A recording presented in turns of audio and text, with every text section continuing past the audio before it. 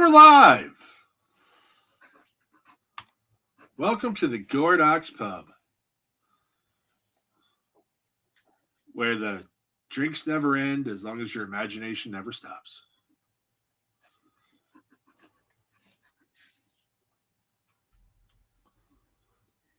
People are going to think we have a drinking problem.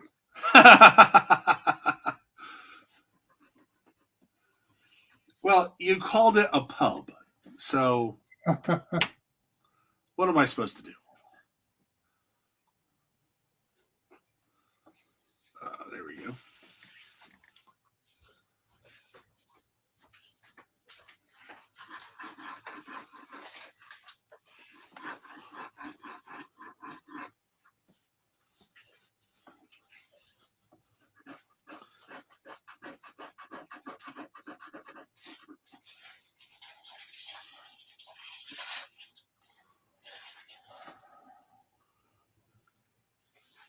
So what are you working on for our viewers? Well, this is a transport / caravan. Because caravan can be a few different people or vehicles, or it can be like a nomadic vehicle, like a gypsy caravan. Yep. And so I was kind of thinking a little bit like a Jawa thing, but only way miniaturized. So not a giant sand crawler, but something much more reliable. Well, something much more manageable anyway. Yeah, I don't know how that thing. I mean, all this the sand crawler never made sense. Taking a lot of inspiration from Ian McHugh because, like, he's one of my conceptual heroes. That's cool. You ever see Mortal Engines? No. It's kind of like a steampunk version of Star Wars. That's not how it was in the book, but that's how they kind of made the movie. Well, the guy who designed most of the set, most of the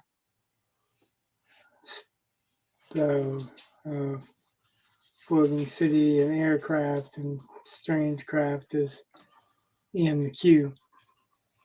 And looking through his work, it gave me the idea that I don't have to be so tight with the pencils. Yeah.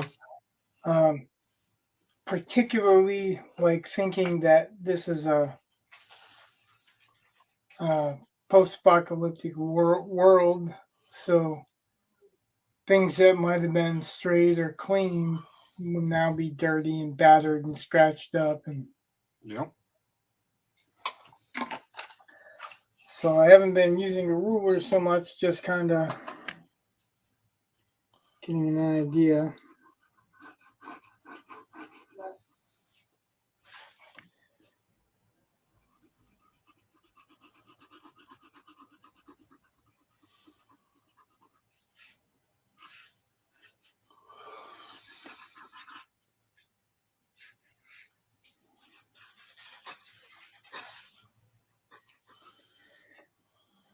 And by the way, if you're gonna, take some inspiration, Ian McHugh, Sid Mead, those are great guys for futuristic stuff.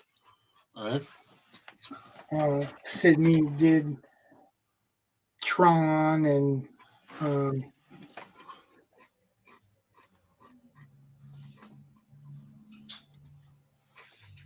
Do Androids Dream of Electric Sheep, Blade Runner. He was the guy who designed most of that stuff. Both of them, Ian McHugh and Sid Mead, did designs for Star Wars. So, do you know who Doug Chang is? No. Okay, so he has done a lot of work with Star Wars, but he also worked with Orson Scott. Artist. Yeah, he also worked with Orson Scott Card on a book called Robota, which they used to have. You used to be able to find videos, like they had done videos. I don't know if they were planning on a video game or what, and it just never came through. But the videos were badass. I mean, they're just so fun, and I wish I could find them again. But you can find. I mean, I have the book, um, which is kind of cool, and I don't know, just some of the designs for the robots are because in Robota there are no humans. They're pretty much only robots, and a human shows up and they're like, we got to go kill that. So, I mean, it's just kind of neat, and then they got to like I would highly recommend at least looking at the artwork just for fun, nothing else. Sure, like I look at any artwork. I mean, I wouldn't ever say no. I'm not going to check that out. You know what I mean? Right. Like you take inspiration from whatever inspires you. I've seen all kinds of stuff, and it seems like every time I look for something, I'll find something else that's inspiring. So.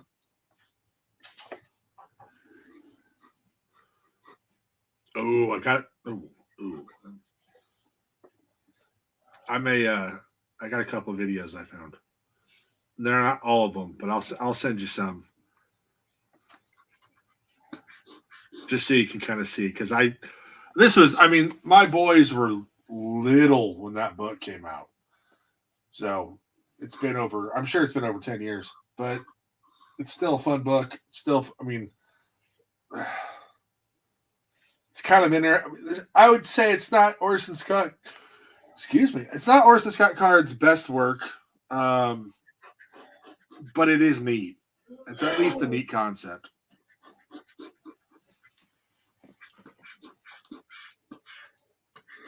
I kind of think if you're Orson Scott Card, it's kind of hard to live up to Ender's Game. Like it was just. I really like the Bean books more than I like the Ender's books. Well, huh. And I heard recently that I'm not alone, which is interesting.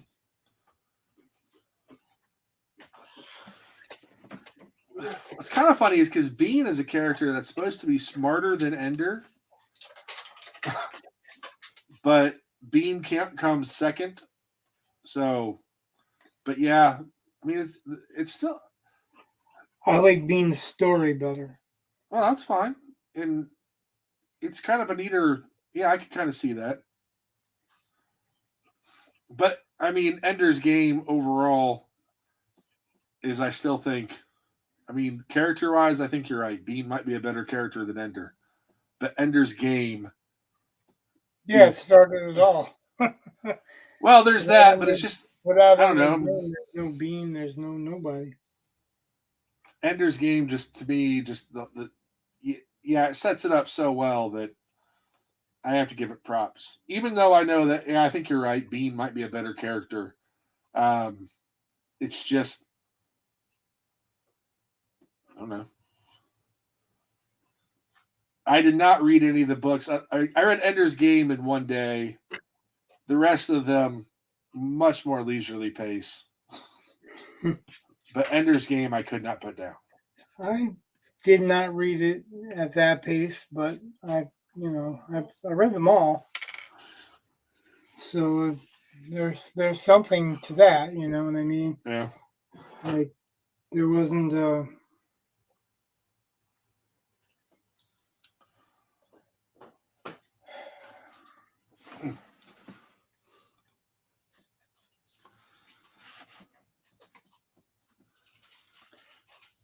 There was a couple of books actually in the Enders saga that I almost put down. Yeah. Even actually the second one, Speaker for the Dead, took me a little bit to get into that one. Yeah, that's such a departure from what Ender's Game was. You know what I mean? I mean, right. it's just It's like a guilt thing almost. yeah. But uh, I don't know. Like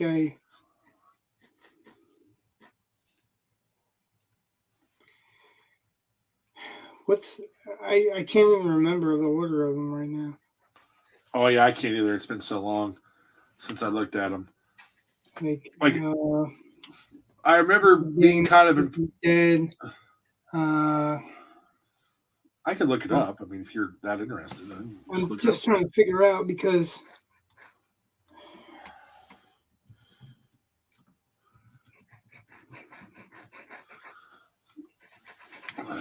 All right, Ender's Game.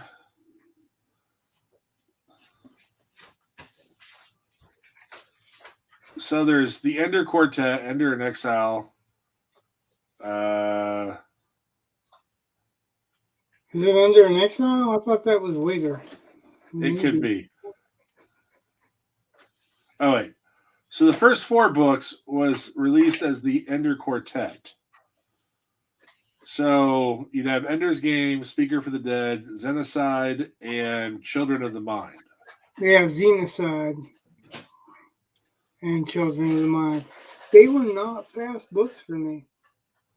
Well, again, I think Xenocide was a little easier to get into for me than Speaker for the Dead, but only because I already knew kind of what was going on. Like Xenocide was about other aliens, right? yeah. That were being massacred. Oh, poor aliens. They're killing us, but if they're dying off, then that's wrong. But anyway, yeah, I liked Bean's story because I like the challenges that Bean faced all the way through, being super small, and then we had that whole as he got bigger, he got dumber, Oh yeah. But yeah, he starts off really, really small and ends up as a giant. So I think it's funny that Bean is a condensed version of Ender. Hey, I'm Joyful. Live drawing is so awesome. Hello there. Oh, they must know who I am. I don't know who M Joyful is, but hey, thanks.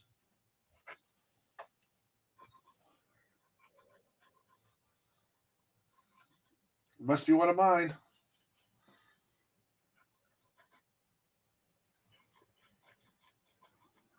One way or another. Yeah, they know me and call me Mr. Boer. That's probably one of my students.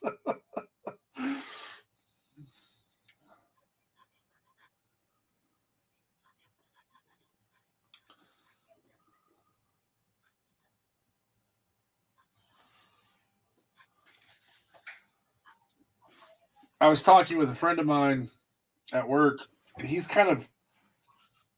into the kind of the history and the background, the behind the curtain type look of professional wrestling.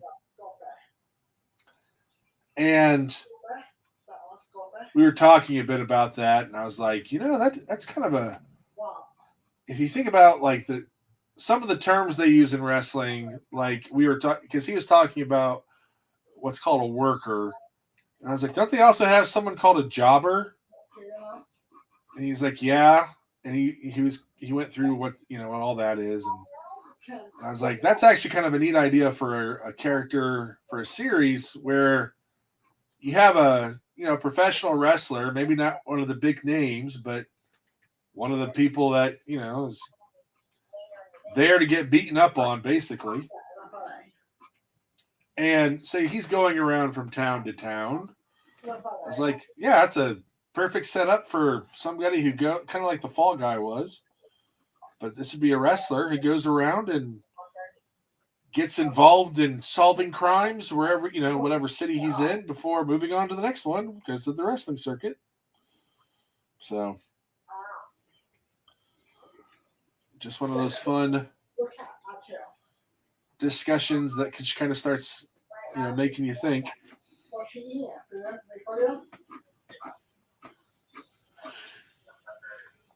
It kind of reminds me of, I got a new theory about why Bruce Banner roamed around the country.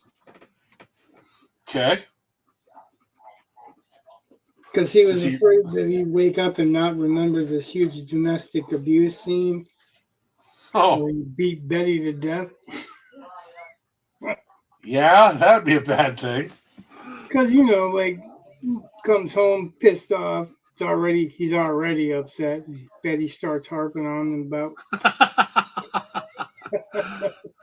to-do lists or some shit like that. For the record, domestic violence is evil and wrong. Yes, for the record, I don't approve of it, but it just, think that's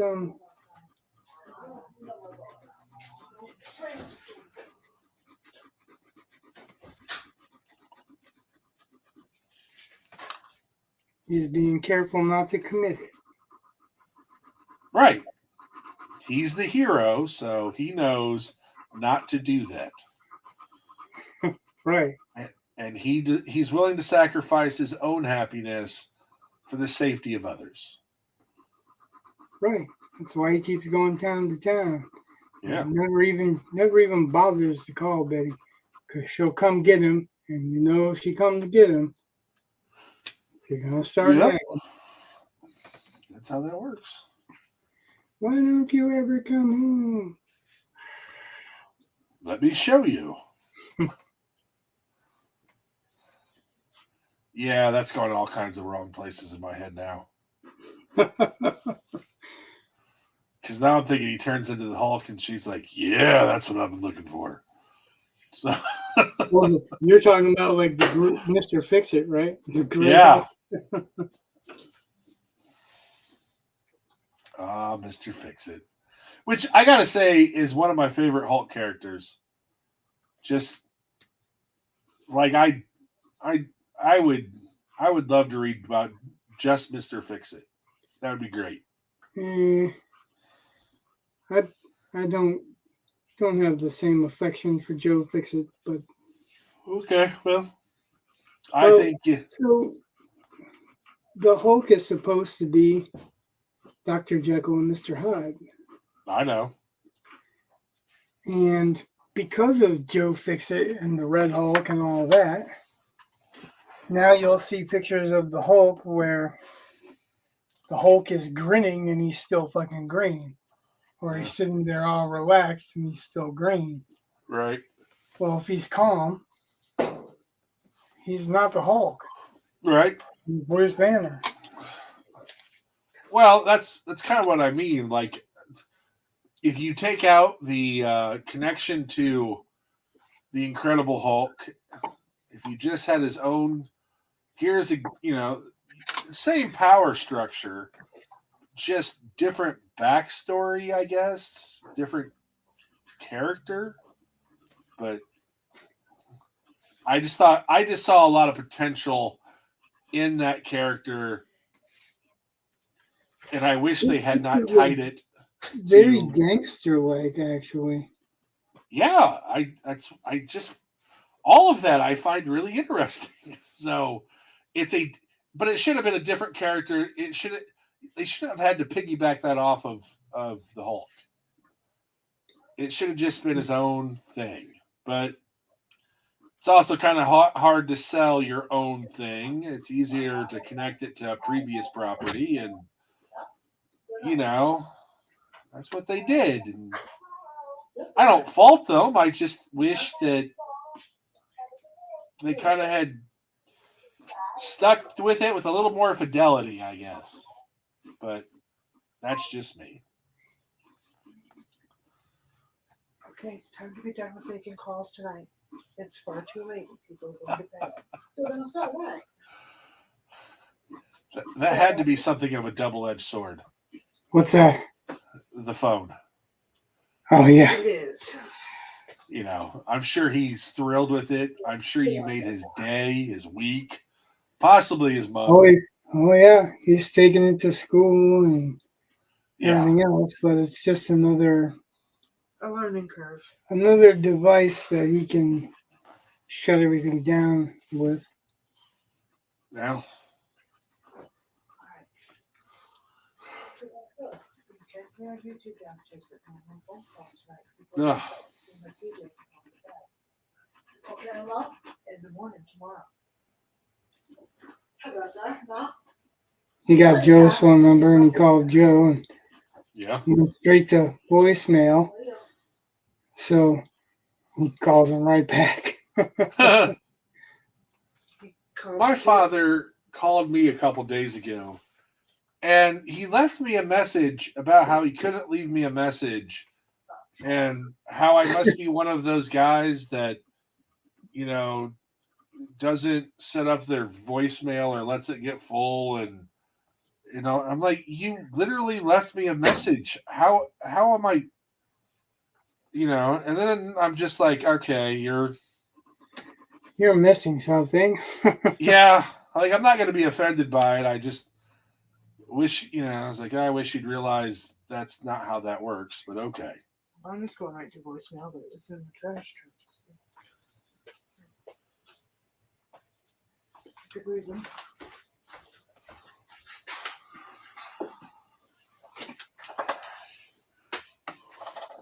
Oh, your transport kind of has duck lips. It's kind of got a.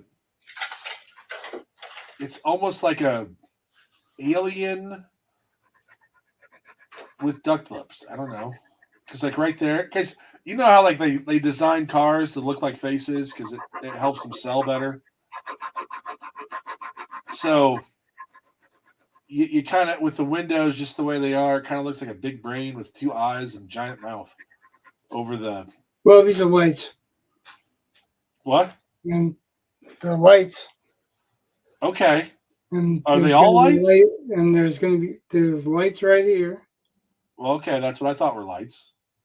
And then there's gonna be lights right here. Oh, okay. Well, which I thought that was haven't more of a got- grill. Which I hadn't gotten to yet. That's fine. That part right there, I thought looked like a grill. It's okay. I'm just saying. So Can look like a cattle catcher for all I care. okay. Just so long as it looks like a transport. Oh, it does. And there's nothing wrong with also. I mean, again, people design automobiles all the time,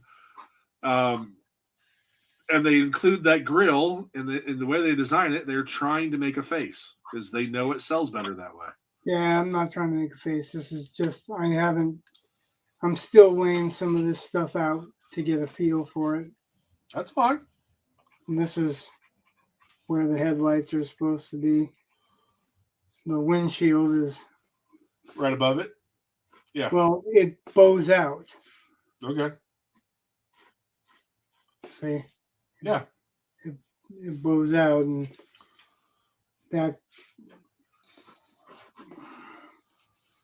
that's the I guess the point is that it's not really even done, so Oh yeah. You're fine.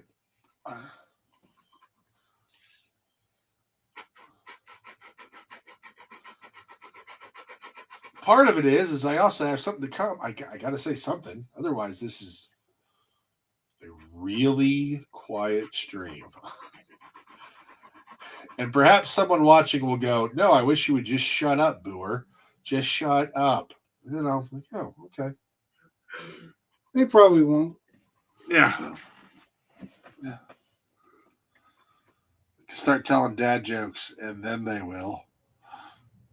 Oh my gosh! I made one of my colleagues nearly spit his beverage. He was like, "That's the best. Like, you win today. That's the best joke I'm going to hear today." And it was just an off the cuff thing. We were having lunch, And my old department chair was there, and he was talking about how he once convinced a group of students that one of the people that worked there was a former professional wrestler named Yukon Peach. And my other friends started riffing. It's like, oh, like she was like undefeated. And I was like, no, she got defeated by Klondike. And he just thought that was like the best just comment to say.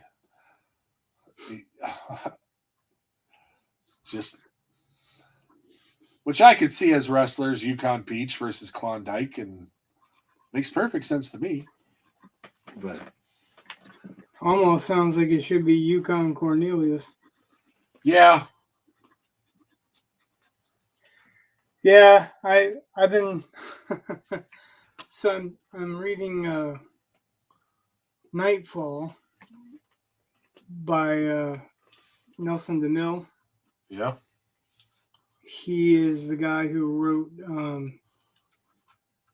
The General's Daughter yeah. that got made in the movie with John Travolta. Yeah, and Samuel L. Jackson. No, that's basic. Well, I've seen this. I know I've seen. General's Daughter actually had Timothy Hutton in it, and Maybe I'm thinking the wrong thing. yeah, they were put out pretty close together, but The General's Daughter is a Nelson DeMille story. Well, the one that I'm reading is it's about TWA Flight 800, and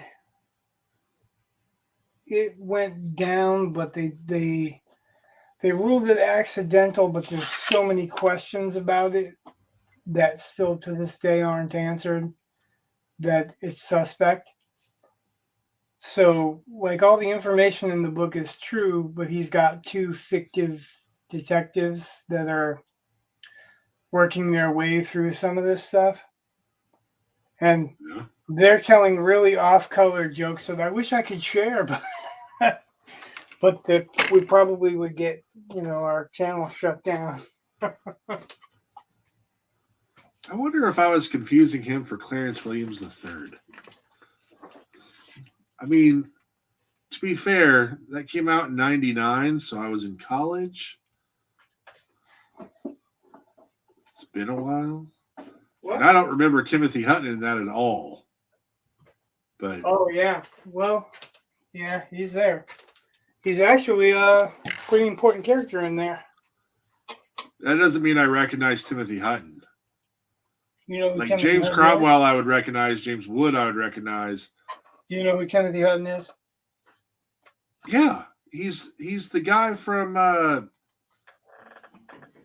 Well, he's in Leverage, but also Somehow I knew that was going to be the one that you picked up on. actually, the thing I remember him most from, he is Thaddeus Beaumont from The Dark Half. Yep, he was in the dark half. Yeah, his Both- name was both Thaddeus parts. Beaumont. But Well, actually, he's he two parts was- there, yes. didn't he win an Academy Award for The Falcon and the Snowman or Turk 182 or one of those? I don't know. I know he got into trouble after Leverage. Like someone accused him of something. He was in Nero Wolf too. He was Archie in Nero Wolf. Oh. Timothy Hutton. I mean, I really liked the movie The Dark Half. I've always liked the book. I've liked the film. I think it's great. Yeah, that was one of the few books that I really, really liked. Timothy Hutton wins Supporting Actor 1981 Oscars. Well, yeah, but that also tells you something. If he won it in 1981, when, I was 4, and depending on when the award ceremony was, I might have only been 3. There's a good chunk of that I would not necessarily have seen. Well, yeah. I mean, there are some movies that He I've was the seen that are youngest really good. recipient of the Academy Award for Best Supporting Actor. Oh He yeah, won it- He won it at age 20 for wow. his performance as Conrad Garrett in Ordinary People. Oh, And then he was in Taps, yeah, I never saw. Falcon and the Snowman, The Dark Half, Nero Wolf Mysteries. That's the ones that we were just talking about. Leverage. Yeah.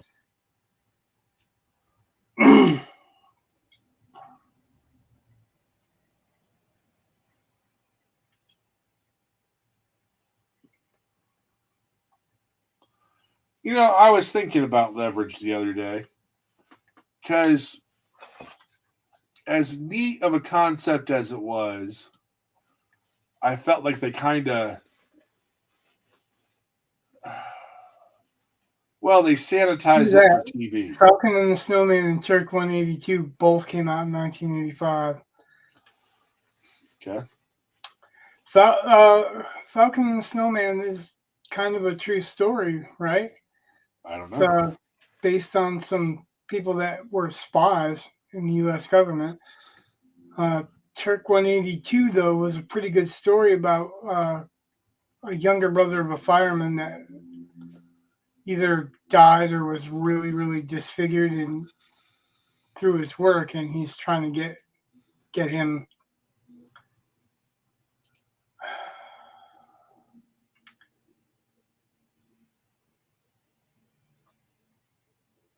Kim Cattrall was in that too. Robert Culp, Peter Boyle, Robert Ulrich. I think that was his older brother. Yep. Well, I just. Yeah, he was trying to get him his benefits.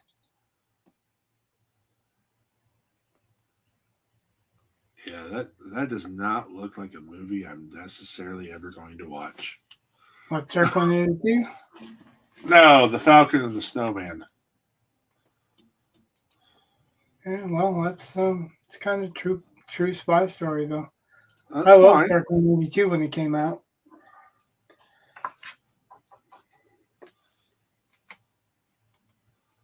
I mean, you know, you can enjoy whatever you want to enjoy, man. I agree. Sean Penn is also, because he's in that Falcon and Snowman film. Yeah, He I'm is not not. I'm not a big fan of Sean Penn. I am not a fan at all. You didn't like any of his movies? Uh, I like that Close Range with Christopher Walken, and I think Madonna was in it too. yeah, never saw that. To be fair, I haven't seen a lot of Sean Penn films because, generally speaking, I don't understand why people think he's so great. Well, I like Bad Boys too. Well, I guess it's, it really all depends on what you're looking for in the movie. I mean, I didn't think he was so hot in Fast Time at Ridgemont High, and that's what really made him kind of famous. But Which is kind of funny because he I actually liked him in Bad Boys, and he played with Clancy Brown in Bad Boys, and that was a pretty good story. And it was pretty fitting because now, as we got to know who he is as a person, he probably wasn't playing a very far off character from who he is in real life. Yeah.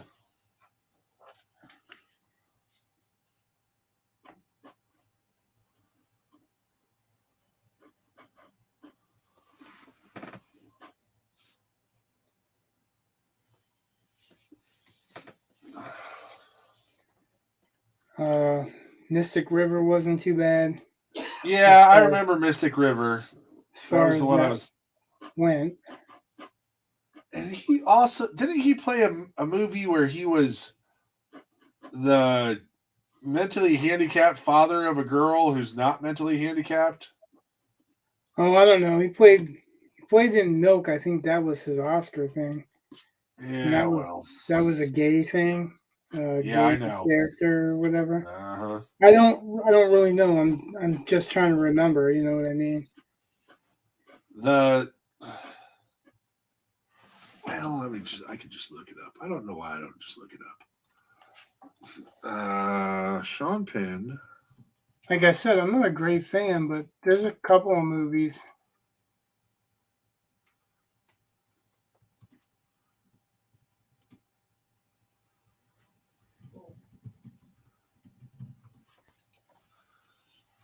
I Am Sam. That's what it is.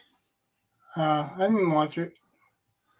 I did watch that, and I actually felt really bad for them. Like it got me in the feels, and that's a good thing. But I also feel like that's kind of low hanging fruit. So Bad Boys, Dead Man Walking. Couldn't stand colors at close range. Professor and the Madman was pretty good, but that was him and Mel Gibson. yeah, I literally can't. I don't know if I've seen any of those films. Professor and the Madman's 2019. It's Oh, definitely never saw that. oh, you'd probably enjoy it. Oh yeah. Yep. It's a period piece. Huh. Let's see, Casualties of War. He was in with Michael J. Fox. He was in Taps. Yeah. I don't think that was the standout performance in Taps for me.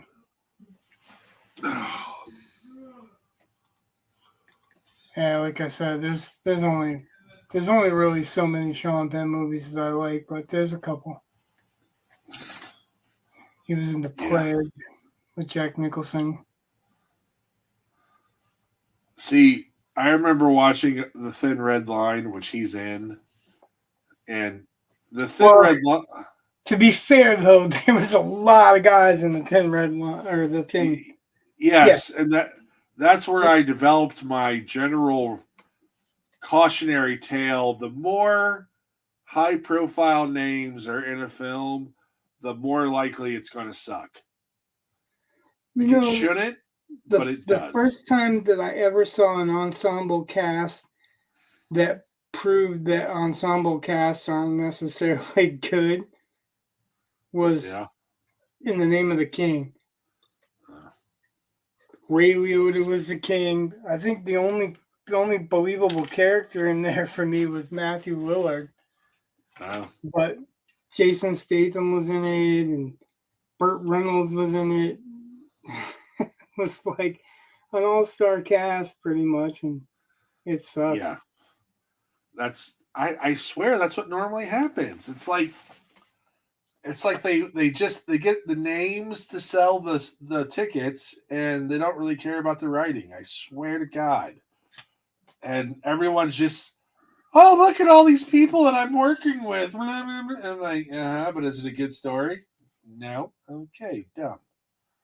So sometimes it is, sometimes it isn't. I really enjoyed the new Magnificent Seven. Like a lot of people didn't, but I thought it was a fun movie. That is true, and that is one of the ones I would say might buck the trend, and that's okay. And I think it can be bucked. I think it can be done right. And I know you don't like it, but I really like The Outsiders, and that was pretty much an all-star cast. Yeah, that movie is.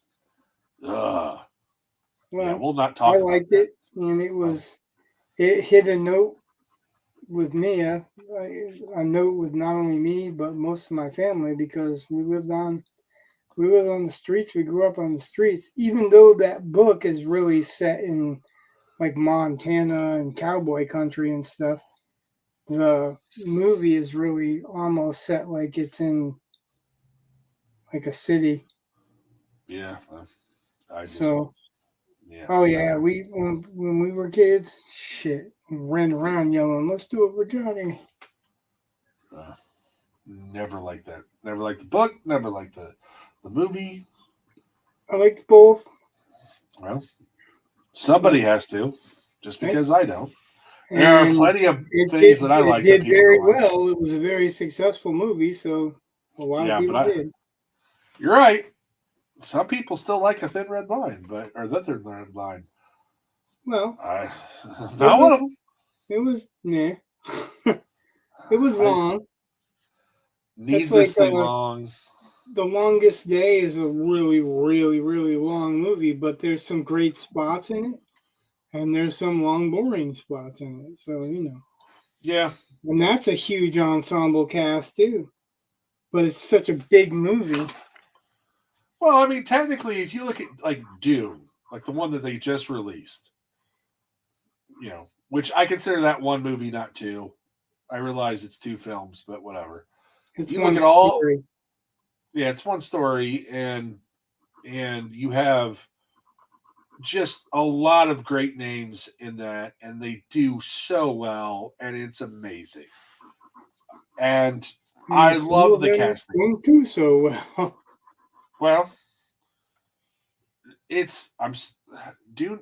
Oh God, that is one of the greatest movies I've seen. I don't care. I think it's fantastic, I and I don't think the like the casting. lead. I don't like the person playing Cheney. Sporting cast, all Oh, right. you didn't like Zendaya? Yeah, neither her nor Timothy, whatever the fuck his name is, Chalamet. neither one of them do anything for me. I I didn't. I actually liked, like except for the age, because they don't get the age right in any of them. Paul's like 12 the story begins or something like that. But the Sci-Fi Channel version was really good. Yeah, I agree. And they have a lot of grandiose scenes in this one, and I suppose Jason Momoa is okay for the part. Like I'm not knocking him or whatever. Not knocking Josh Brolin. I think they're good for the part.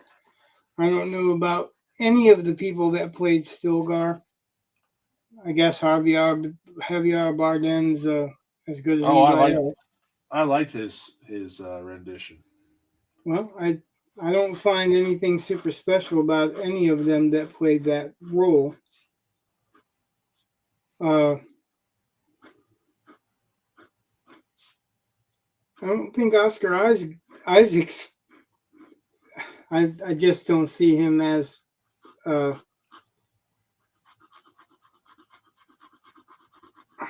what's his name? Atreides. The Duke. Yeah, Leto. That's what it Yeah. was. Well, you always got to be careful because there are three Letos in the overall storyline. Well, Yes, I know, but Duke Leto just was the the story. first one. Yeah, I know. That's why I'm just Duke. It'll work. Right, but I wanted to get Leto right. Okay. But that's kind of part of the problem is because the House Atreides. It's kind of my favorite subject. The House Atreides comes from the Iliad. Yeah, I know. So Oscar Isaacs just don't fit the Iliad for me. So it doesn't fit. Yeah. I guess that's part of the problem that I've got with Timothy Chalamet or whatever too is that I just don't believe him as the Paul that you end up following.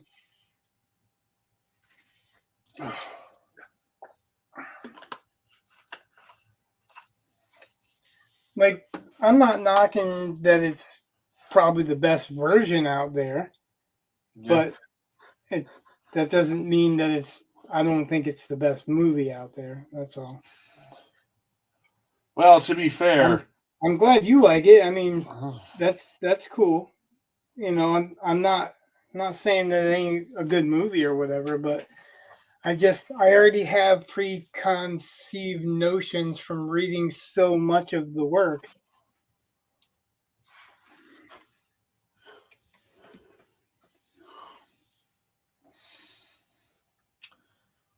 I never liked how when they spoiler alert for anyone who's not read the novels at the end or near the end of the whole series, at least last I checked, they bring back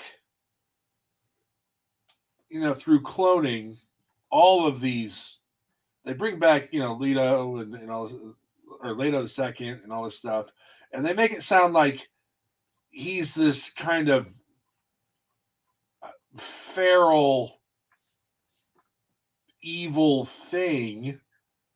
And I'm like, that's not what he ever was. He was always like he saw the golden path. Like You're talking about like Paul Atreides' son later. Yeah, Leto the second. God Emperor of Dune. Yeah. And no, he was that was brilliant. He he was Trump. Well, yeah, but He the made clone, everybody else hate him to unite. but the clone part, where they just made him like feral, and I just like, I don't know if I saw. I don't know if I read that one. Was it like the last one or after? yes, the very very last one. So it's like after Chapter House. It's the Oh yeah, it's way after Chapter House. So Chapter House was the last one that Frank Herbert did. Frank Herbert wrote. Yeah. For the audience. Right. And maybe that was in the notes or something. I don't know. I mean, I think the quality was never as good after Frank Herbert, which kind of makes sense because it's his baby. But I don't know. I liked Kevin J. Anderson and Ryan Herbert's prequels and stuff because I liked the short chapters and but I think because Frank Herbert established everything, they could get away with not worrying about doing much of the describing. You know what I mean? They could get away with. Well, they didn't have to describe the Talaxu tanks. They didn't have to describe what any of the characters are looking like or what the still suits look like or any of that shit. They might have had one or two things that they made up, but for the most part, they could write a lot faster and shorter chapters because the characters are already established. Even though they're writing prequels, everybody's already read them. Right. Everybody's already read those characters, is what I mean. Yeah. So, like, of course, now I have to qualify that with the fact that when I read them, I was younger. And I was just really the only sci-fi I think that I had read at that time was I read those, and then on Kevin J. Anderson's recommendation, I read Ender's Game. Oh, goodness. That's kind of funny because I think... because he said that Orson Scott Card was his favorite science fiction author. As it turns out, like, my favorite is Philip K. Dick. Philip K. Dick and Ben Bova I'm quite fond of as far as hard sci-fi goes. Yeah. Like, I don't really like hard sci-fi at all, any of the stuff I've read except for Ben Bova's. Huh. Nobody's ever presented anything to me that was hard sci-fi that I thought was as good.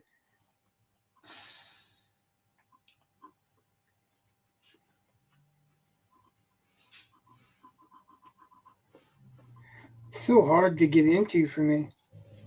Yeah. Like, because hard sci-fi is about a concept more than the people, and I get into stories for people.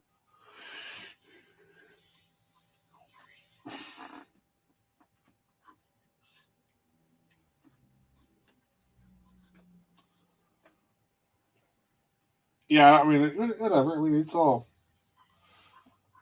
I just think it's kind of funny because, I mean, I know Dune took me quite a few tries before I could really get into it. Dune, which I've heard from a lot of people, that took them more than one try. And, yeah, that one, it took me a while to get into, and I think for a little bit it was like every book. It took me a couple tries to get into, but sometimes I mean, same way with it. I tried reading it for years, and I just could not care about the beginning. The beginning was Oh, just I got into it right away with it. oh, I don't know. I just didn't like the beginning. I thought the beginning was just slow, and I don't know why. I really had a hard time with that. Once I got past it, I was like, this is great, but it took me a while, and that's kind of how Dune was. It took me a while, but it pays off sometimes. Sometimes it's just like, nah, this ain't worth it. But I think Dune is where I I decided. agree. I've given up on some books that life's just too short to work that hard. I figure if I don't like it after 100 pages, yeah, I don't need to finish it. I usually give them 50 pages because I want to see, like I know that the old books, like the old school books in the 80s and stuff, they took about 50 pages to set up. You set up your character, you set up your setting, and all that shit. And Yeah. so I've always been kind of forgiving about that aspect of it, but that quickly goes.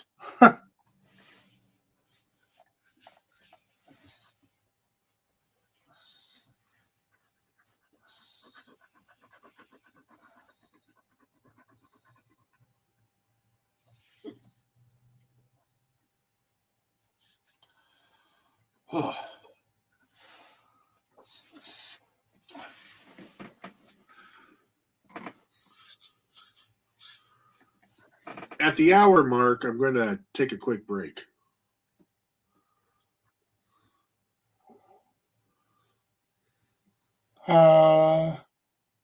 You missed it by 7 minutes. No, it's at the hour. So we've been on here for 52 minutes and 13, 14, 15, 16 seconds. Oh well, so you and I have a different definition of the hour. Oh, well, okay, so you're looking at the actual clock. 9:07, and I'm looking at 9 o'clock as the hour. I was looking at the clock on the stream where it says we've been on here for 52 minutes. That's where I was thinking, but Take a break if you want. all right, I'll be right back. I mean, as fast as I can, but I do need a break. I'll be back in a second.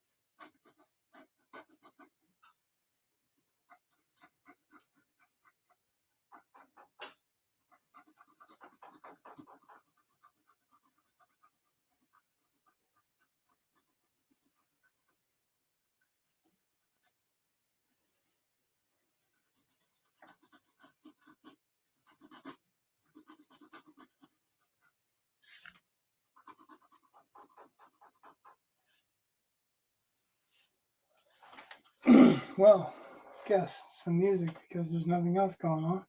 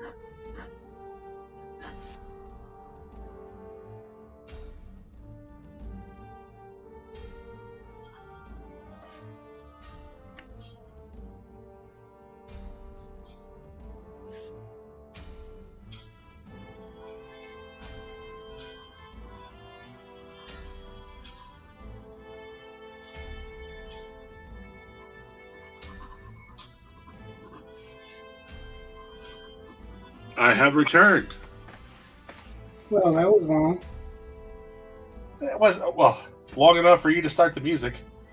But Just being a smartass. now this morning I bought some muffins, and you know they were on the discount rack. But I was like, I'm going to eat them today. This should be fine. And I took a bite of one, and I was like, this tastes sour. So I spit it out. But ever since, my tumblies got the rumblies. So it's like, oh, mild case of food poisoning. Fantastic. That's a great way to start my spring break.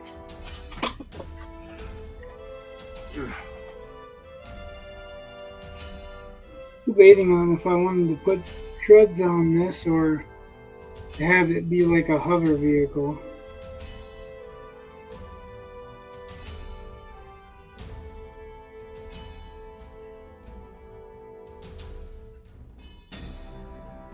Well, I personally thought those were treads. So, Well, these are treads, but like I was debating on whether or not I should put treads on this or make it a hover vehicle. So this is a sketch, well, okay. which is subject to change, but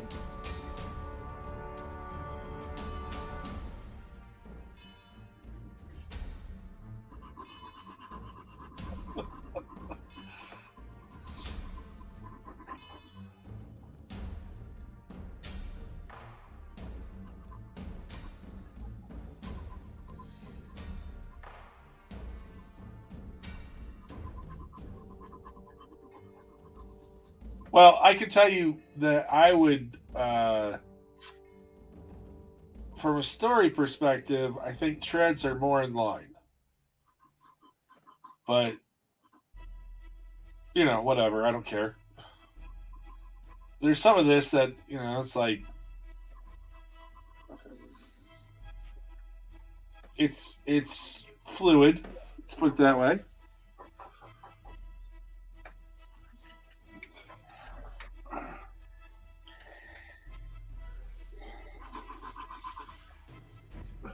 right? Because on one hand, I mean, we've said from the beginning that it is in the future, so they have more technology, but it's also after an apocalypse, so it's kind of whatever's left for the most part. So, you know, if it's a hover vehicle, I would say that's an older vehicle. That could be an older vehicle than one with treads. Because treads would be something that I think would need less energy. And eventually, I mean, that's kind of what they would have to transition to. I don't know if it would need less energy, but a hover vehicle could be a magnetic vehicle, could be, and yeah, it just depends on how far advanced they got before.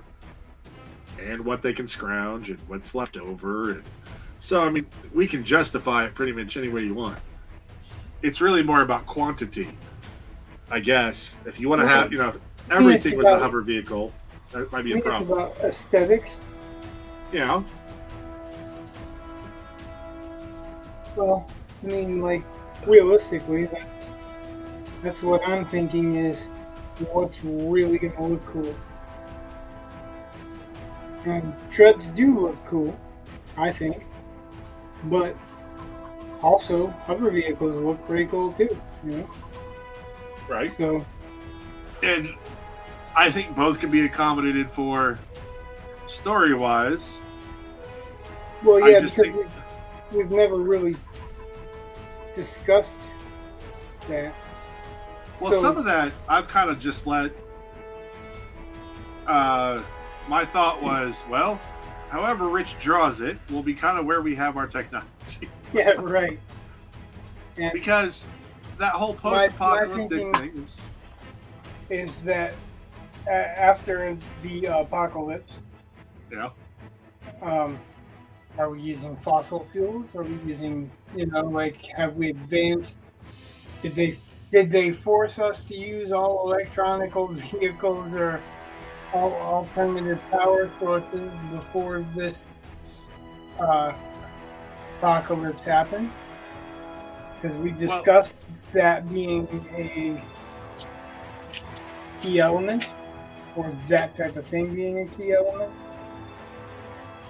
So I mean, it's just possibilities, you know. Yeah.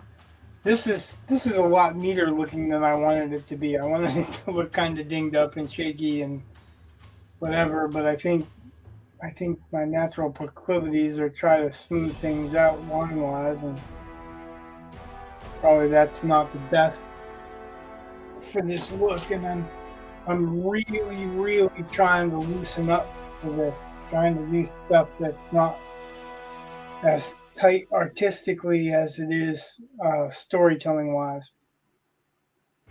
Okay. Like I want, you to focus here.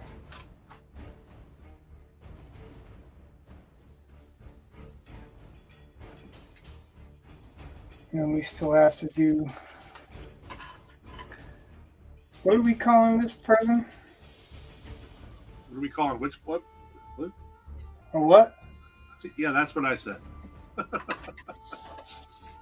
Well, you can say that. You named it.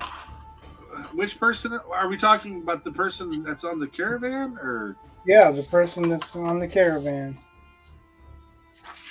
well, I don't. That kind of depends on which caravan we're talking about. That's what I'm. The one that we were just talking about before the show. Well, if they're part of that caravan and not attacking it, then that would be a type of character that I call a blood runner. That's what I was meaning, the blood runner. Okay.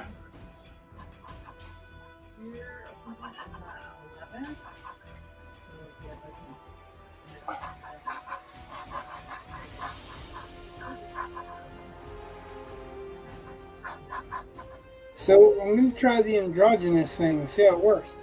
All right. Or, yeah, as much androgynous as I can do with.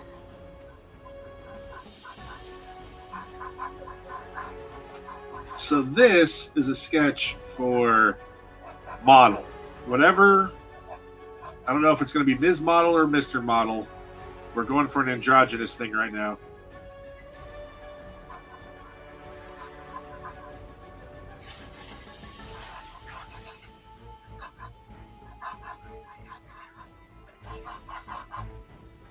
Well, it's kind of like when you say androgynous, if it's female, I tend to think the physical stature of like a flapper, but she would definitely not be dressed that way. What? You know what a flapper is? Yes. Okay, so they Talking like about that. Flapper girl, like in Yeah. the 20s. They like that kind of almost boyish figure. So it's kind of androgynous, and yeah, they're wearing dresses, which whatever, but it's still. I would never call a flapper voluptuous. You know what I mean? So it's when you start saying that it's kind of boyish, that's kind of a thought.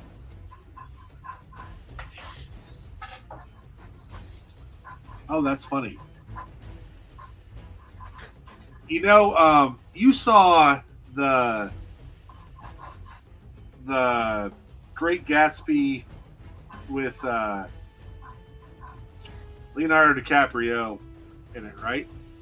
Yes. Do you remember who Jordan is?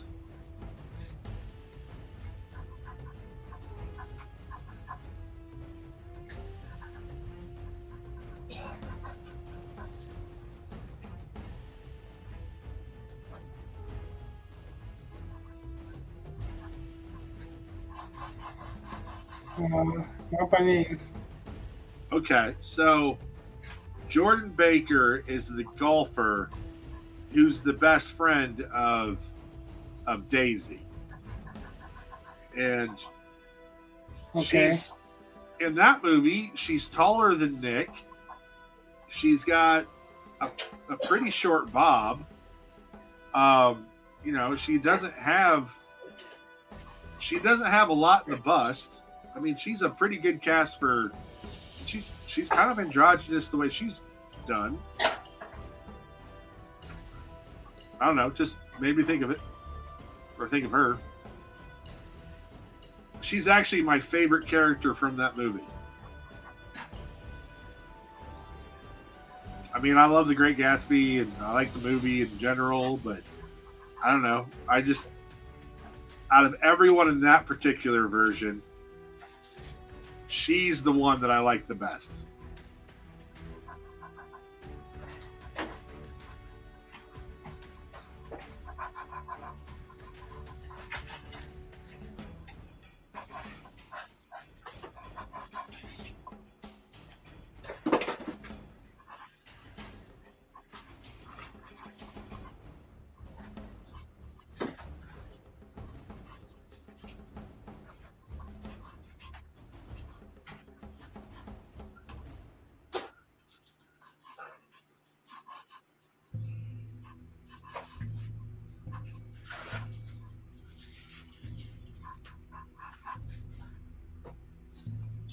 I keep thinking, which is stupid because we're streaming, but I keep thinking that it's Friday. I was gonna say you keep thinking that it's stupid because we're streaming. No, we're streaming, so I should know it's not Friday.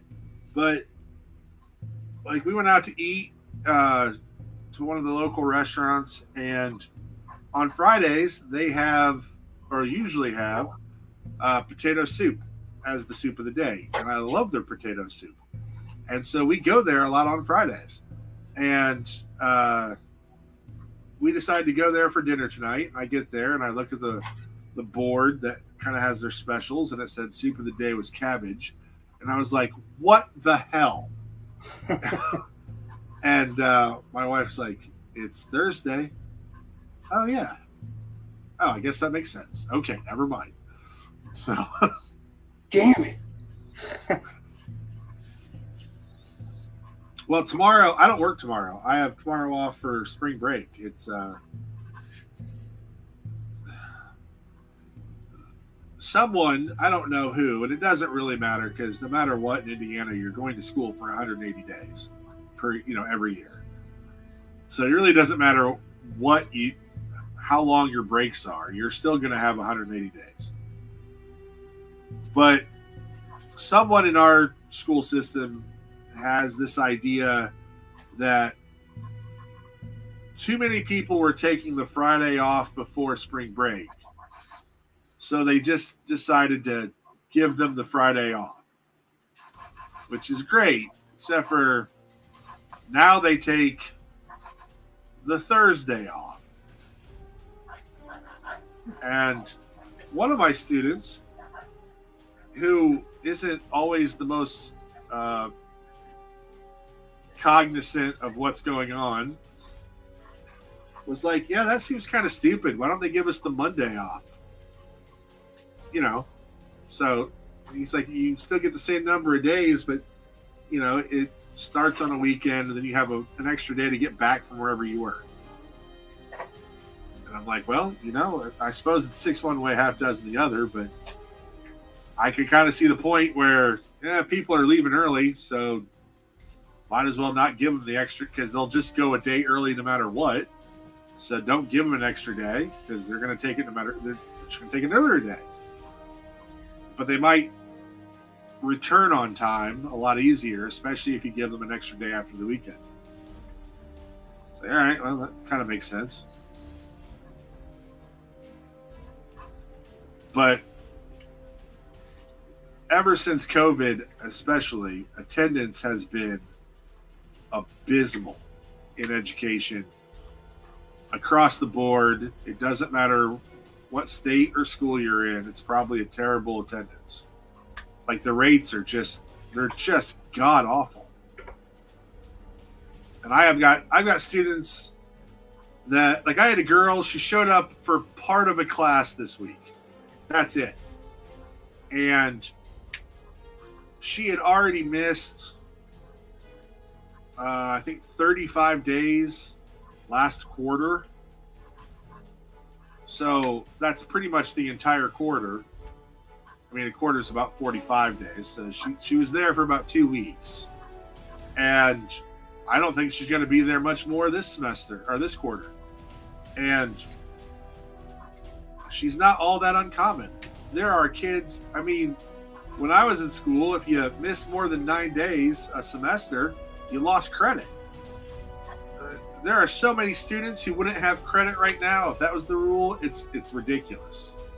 But I mean, it is bad. And then they wonder why test scores are down and all this stuff. And it's like, well, they're never there.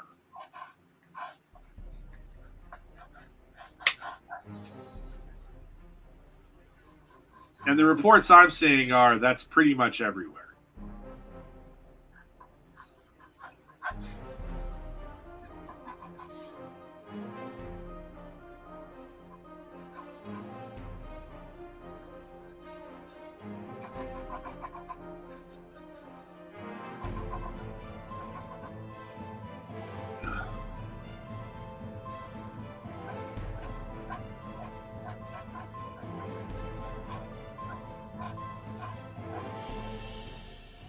Did I ever tell you about the first time we had live models for my art class? No. So, the progression of classes at Ball State was like drawing one, and then like it wasn't drawing anymore. It was some other thing that was like just not drawing. I don't know what else to call it.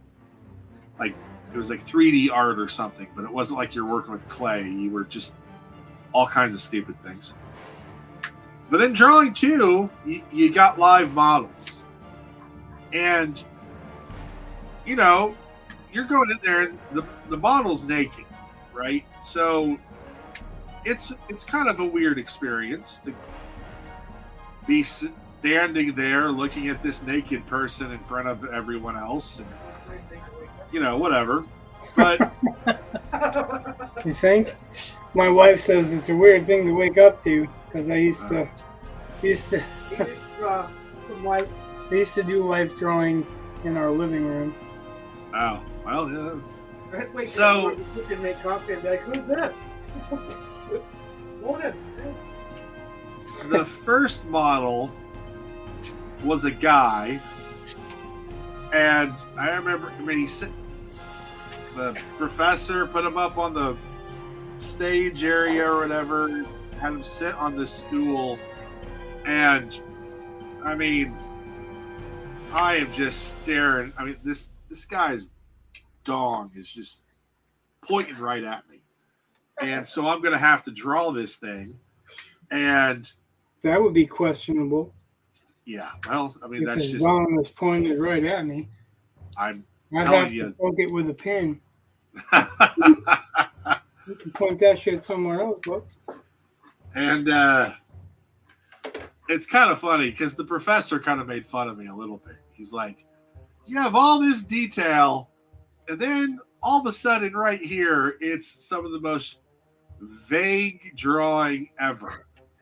And I'm like, well, you know, I'm just not really used to staring at a guy's dick and drawing it. I'm just sorry. So it was a very weird experience for me. But thankfully, most of the models were women. So it wasn't as bad. Yeah, all my life drawing models were women. Well, that's the way to go, in my opinion. But Well, I don't think that. Let me see. How do I phrase this? You don't have to be nude to be life, you know, to be a model. that is true. and you could be, like sans the top hat, or Well, in shorts, or there's plenty of other options. for me, I think I don't mind. I mean, I kind of appreciated the experience because, like, you think it's going to be like the first one was definitely weird, but by the end of the week, and we got different models and stuff. It's like I remember we had two models more often than anyone else, and one I think was probably relatively objectively more attractive than the other, but no one wanted her. They wanted the other chick because, my God, that woman, she could take a break, put on a robe and go get a drink and whatever and just relax a little bit and come back 5 minutes later and she'd be in the exact same freaking pose. Like she wouldn't move it like at all. It was, I mean, because, when the model moves, it kind of screws up your drawing. So it was one of those things where it's like you stop caring about the fact that it's somebody who's naked and you really are just like just sit still so I can get my image. You know what I mean? Like it just becomes a very technical thing. You just that part of your brain kind of just I changes. guess I I mean, never thought about it as becoming well, technical, because the only reason that I use wife models is to get specific muscle groups and light source and all this. So that's what you're supposed to be doing. But again, I you throw thought so people into too. a class and they've never done it, and some people are. I mean, it's just weird. Well, Pick a kids person. are less Well, mature to start off with, right? yeah, at the time I was probably 19, and here's this other And the relatively first thing you thought was pee pee. Well, no, my first thought was, please, please, don't be staring at me, and of course that's what it was. So other people had a better view because they didn't have to see that because the guy's thigh was in the way. It's like you lucky bastards. But whatever.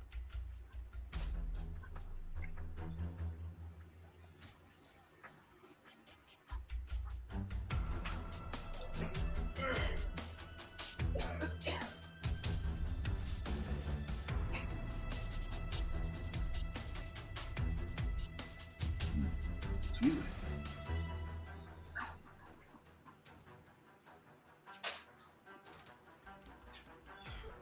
Yeah, it's kind of funny because when you're drawing people, live models, you know, you're kind of objectifying that person, and you kind of have to get in that space where it's not a person, it's an object, and Well, that's I guess if you look at it that way, then you're objectifying them literally. But yeah, I think quite literally you are. Okay. We're literally objectifying them.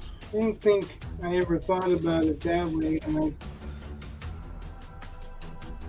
didn't think of them as a thing. But I didn't, I wasn't. Well, I didn't all think like, of things per se, but at the same time, it's like I really don't.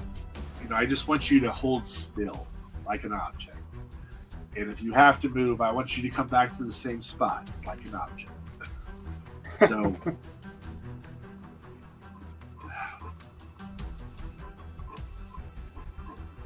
It also kind of it makes you draw faster because you don't have time to dilly dally.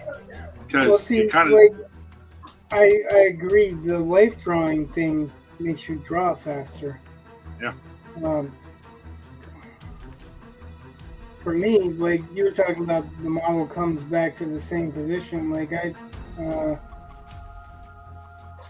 never thought about it in those terms. I just did what I needed to do to get it done and get it out, and then move on to the next pose, position, whatever.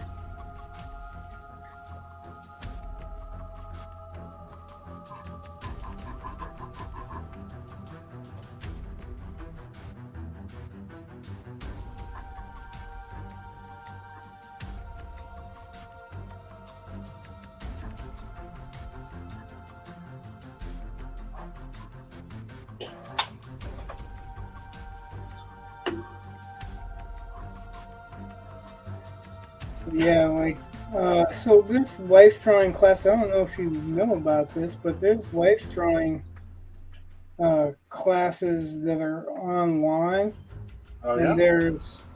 there's like some really good and famous artists do this life drawing thing where the models pose for like 5 minutes and then 15 minutes and then 20 minutes or something like that. So you really are limited on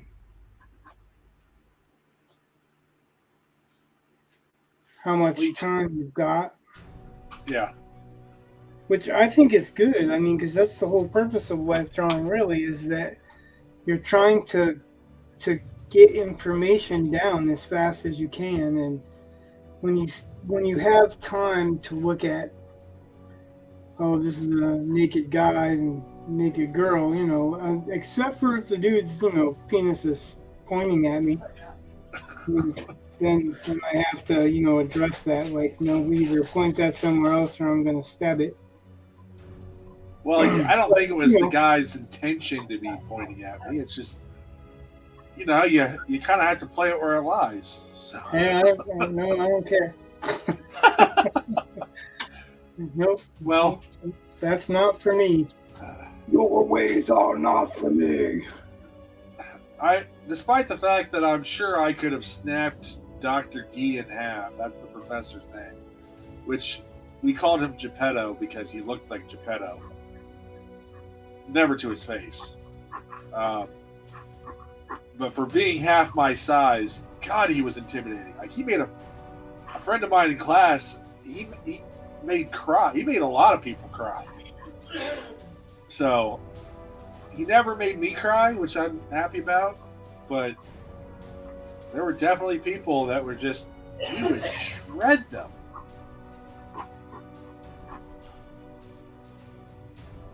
He frustrated the hell out of me because he would get to my, so we're in various stages of whatever drawing project that we're doing. And, you'd have to post all of your stuff up, and he'd walk around the room and do a critique of each one, and he'd get to mine, and invariably he'd go, yeah, okay, looks pretty good, and then move on. And then I would get a B. I would always get a B. And I could never get the A. And then there were other people he would just shred, and then they would eventually end up getting an A because they had feedback. And I was like, oh! It was very frustrating. I had an art teacher that told me I was really never going to be anything, and then once I did become something, he was all like, oh, I taught him everything he knows. Like, you taught me to not believe in you. Well, I mean, my art teachers, I literally wanted to learn stuff from them, and they never taught me the shit that I wanted to learn. So that's one of the things that a lot of the stuff you do in art classes is not that good. I mean, like, you get these projects and it's like, why in the hell would anyone want to make this? Well, I wasn't super enthralled about doing like still lifes or whatever, but what I'm saying is that I wanted to learn to airbrush, and they didn't teach me an airbrush. I wanted to learn to paint. They didn't teach me the basics of painting. They just wanted to teach me how to draw the same thing every day at the same time to get the same lighting, and I'm like, I know how to do that. I'm poor. I've been doing that my whole life. You know what I mean? I want to learn something that I couldn't learn on my own. Yeah. And they never really did. I had to learn the stuff that I couldn't learn on my own by going out and learning it from other people that were willing to tell me. Right. But I guess it taught me tenacity. inadvertently. Because, some people either give up or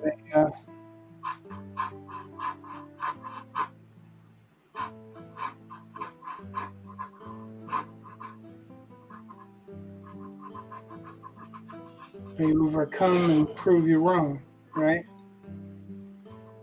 Yeah.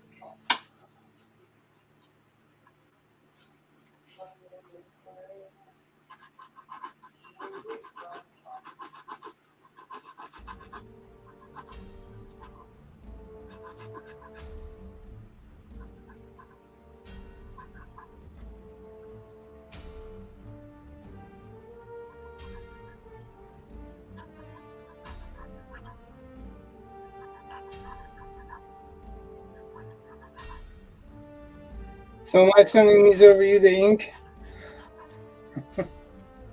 What'd you say? I said, so am I sending these over to you to ink? Ha ha ha ha ha ha ha. I am not your inker. Although, I mean, I don't know. I thought you were saying you wanted to try your hand at inking. Well, as long as it's not a final product, I don't care. I could try it.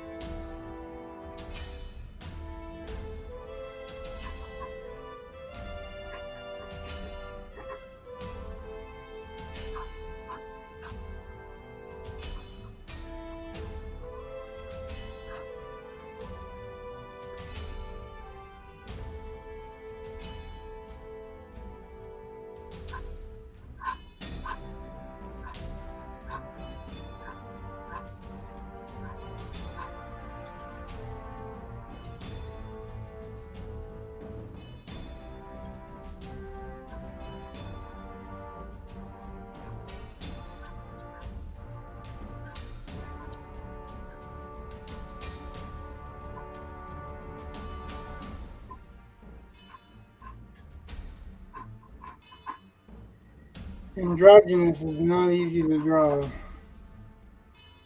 But given that medieval armor had skirts, Yeah.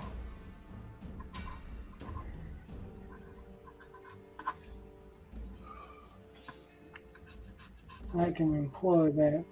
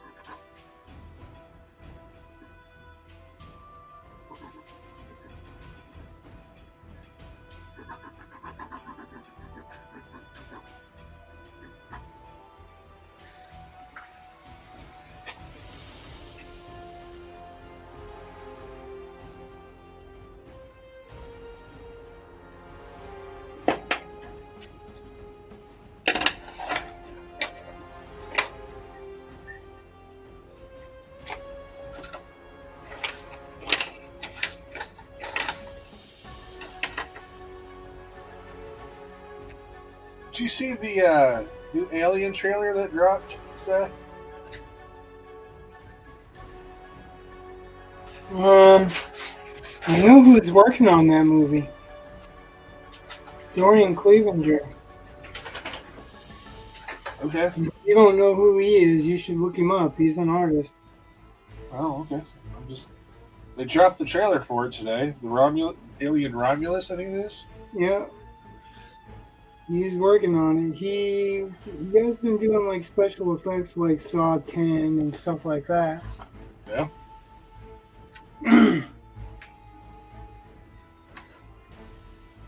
He used to be a just pretty much straight up dark art artist, like dark fantasy. Yeah.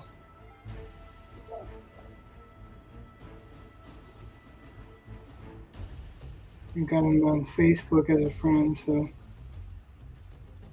I see when those movies are about to drop and what movie he's working on, and so it's pretty cool.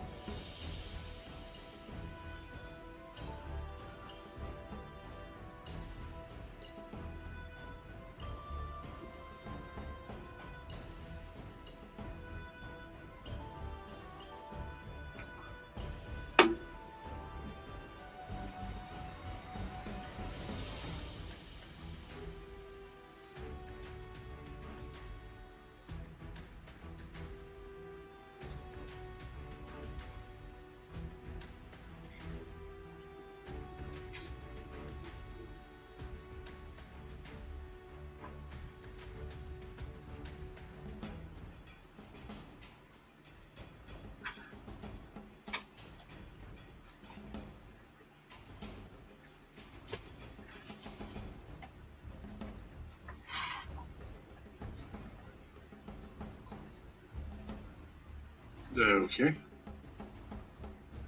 Uh, Wow, is my computer being slow? what? Well, it just like I could hear you, but I couldn't see you, and I couldn't see me. Take that back. I could see us below the stream,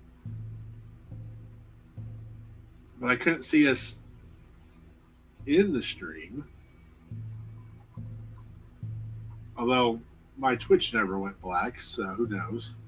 I mean, I don't think it really. I don't think my computer really likes me having StreamYard open on one screen and then having Twitch open on another, so I can kind of just monitor. And it slows things down, I guess. It does.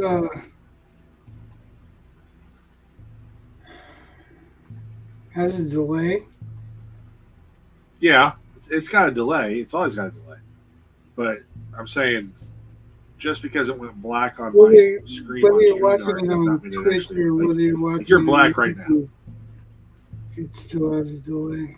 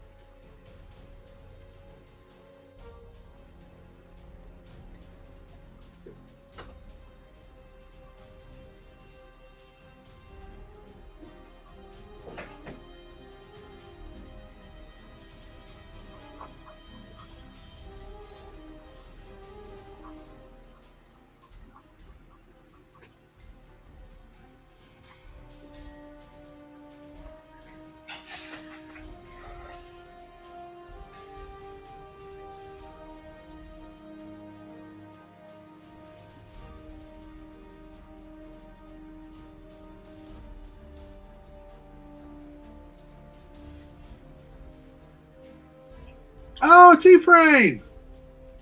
Hey, Been a while.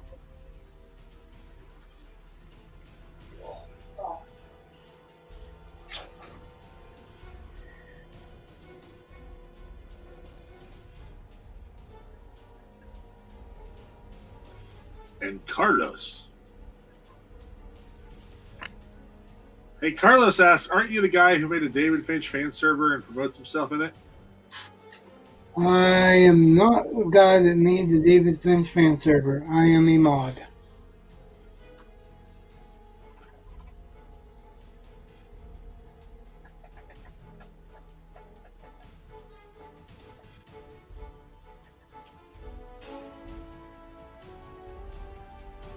But I share my stream information there because the owner is cool with it. And other people want to hang out. And we encourage people to promote themselves here too, right? Right.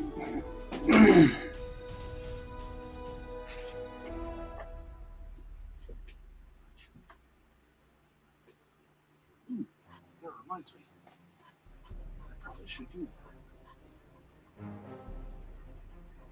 Yep, I did not make that fan server. I was asked to mod before David pretty much left.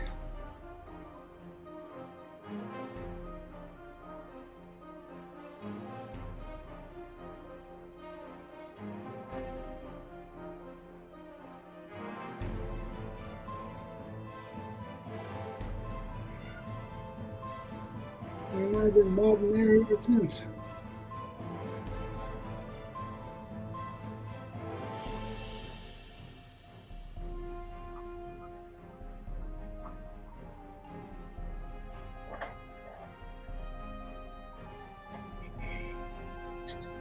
Yeah.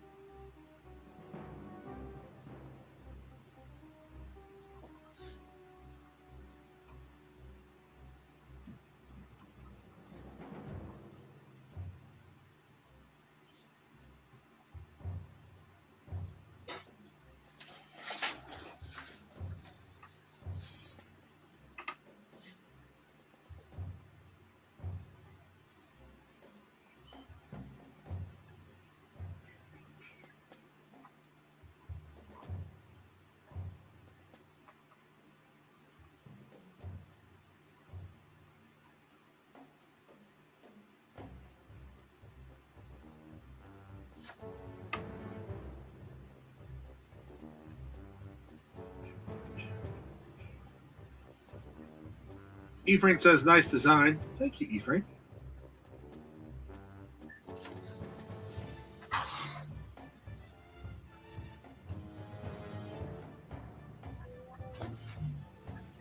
It's the second design of the night.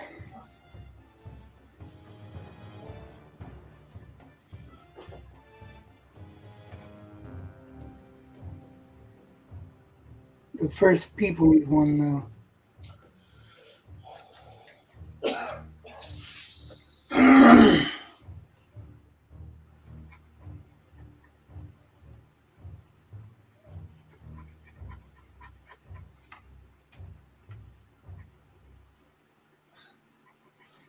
No.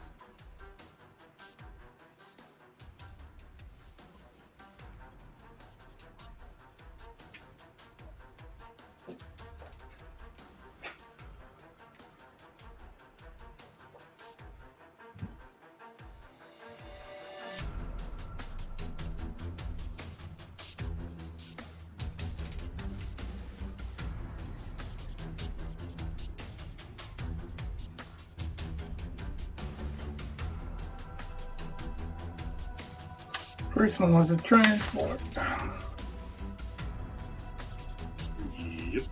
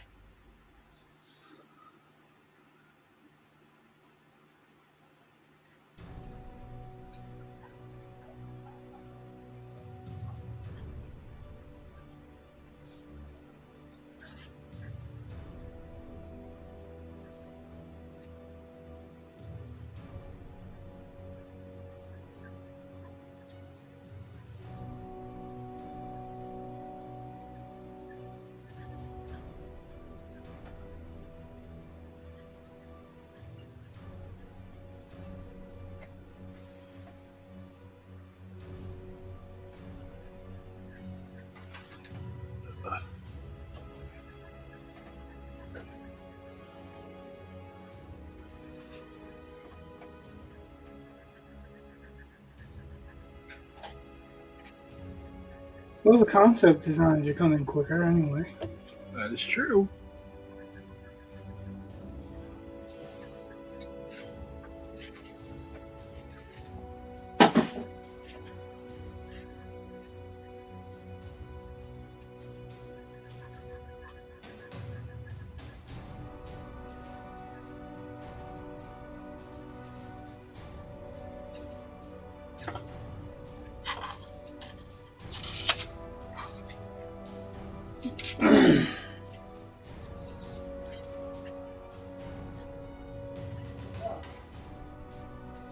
Still saying androgynous is not easy.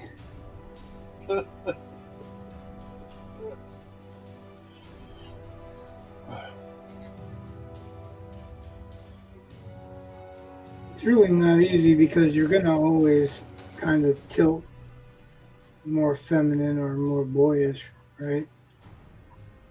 Well, that's not necessarily a bad thing, but yeah. I don't know if we don't want people to not be able to tell necessarily. I mean, there's a storyline behind this, and I think the storyline is solid, and it makes perfect sense that the character is androgynous. When you said that, I was like, oh, that makes sense. And gender fluid. well, okay, but it makes sense here. Like, I'm just joking, but it's like it's literally gender fluid. Yeah, but it's not a. I don't feel like you're pandering or trying to have a gimmick per se. You're just thinking logically about, well, this is the technology, and this is what the technology allows for, and therefore, it makes perfect sense. You know, if it was one of those things where, I don't know, you took a character who was already established and then decided to change the character just to make them gender fluid, that would be, I think, kind of stupid. But no, looking at the science, I mean, if you look at the basics of the technology that we have, and well, technology is science. Yeah, but I'm saying it's rooted in what the story needs, not in some kind of message, because we're trying to avoid message, or at least on all levels. Well, I don't think we have necessarily a political agenda with the story.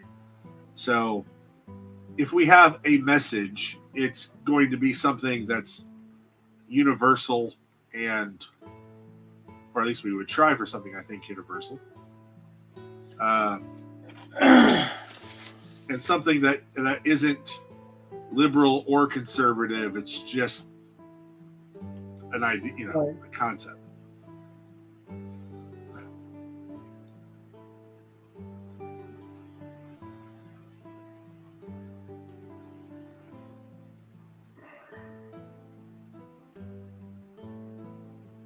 Ooh. That's what we need. We need a tagline.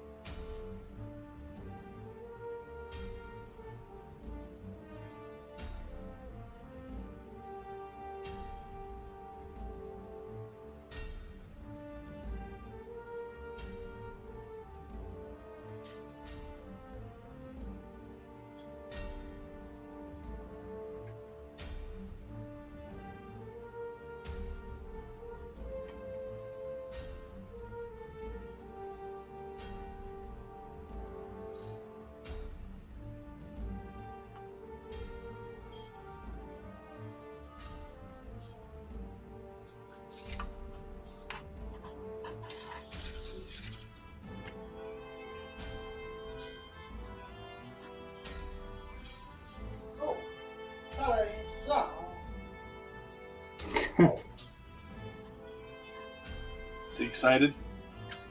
Snow. Okay. Saturday, snow, he says. Oh, is it supposed to snow on Saturday? Yeah.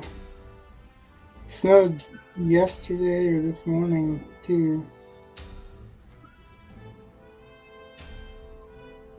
Well, that's like, It's like just snowing enough for it to melt.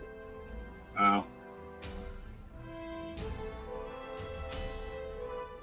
Well, I will tell you this. I was daunted, I guess, because, this is my spring break, and we were talking, and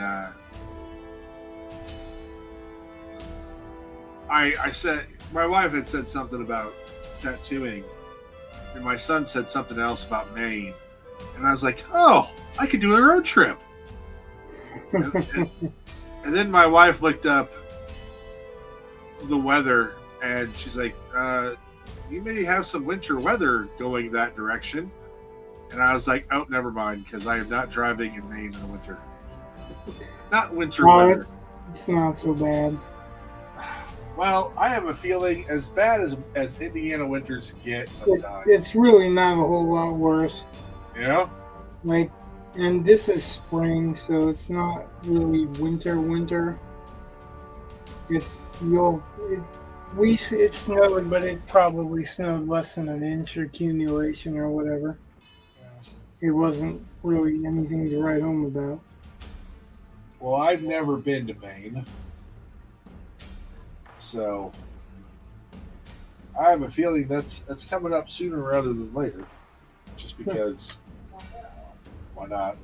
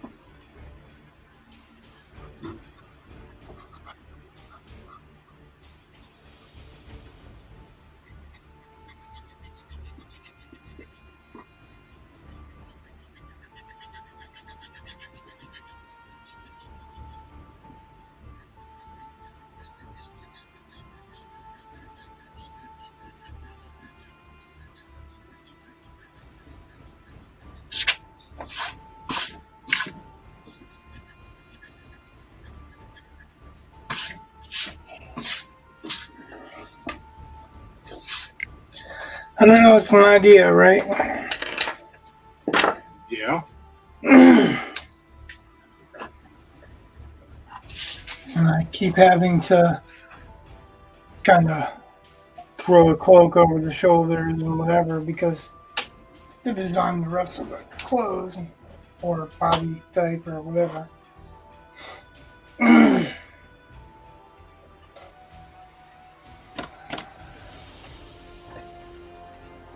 I envision I dig it.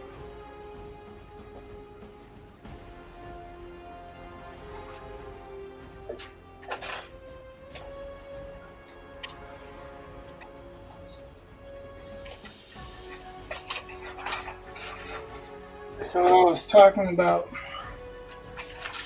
the arm.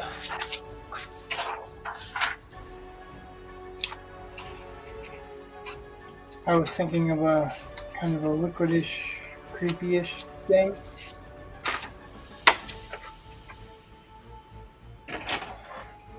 Where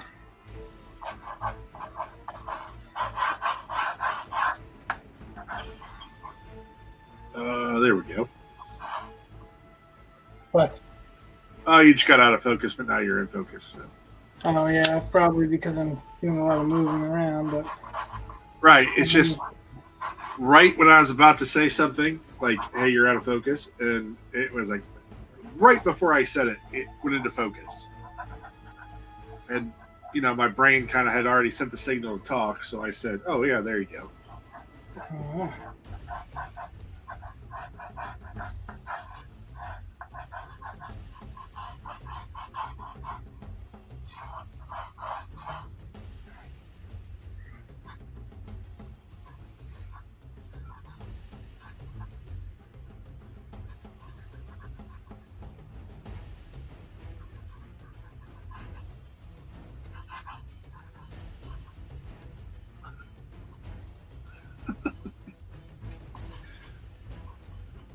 So currently, you know, I mean, obviously you just started, so it's very, very faint. It kind of looks like a squid.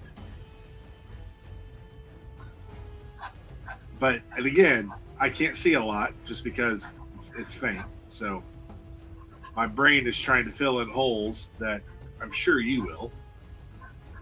But it was the first thing that I just kind of thought of. Just, that's a squid. well, it's an arm. Right, I get that. So this is your deltoid, three caps to the deltoid, and then your chest would be coming over here. But the point is the idea that I was having for Yeah.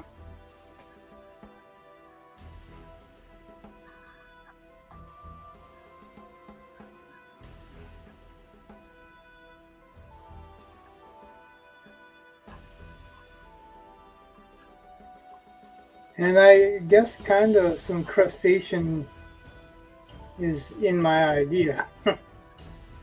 Okay. Well, whatever. I just.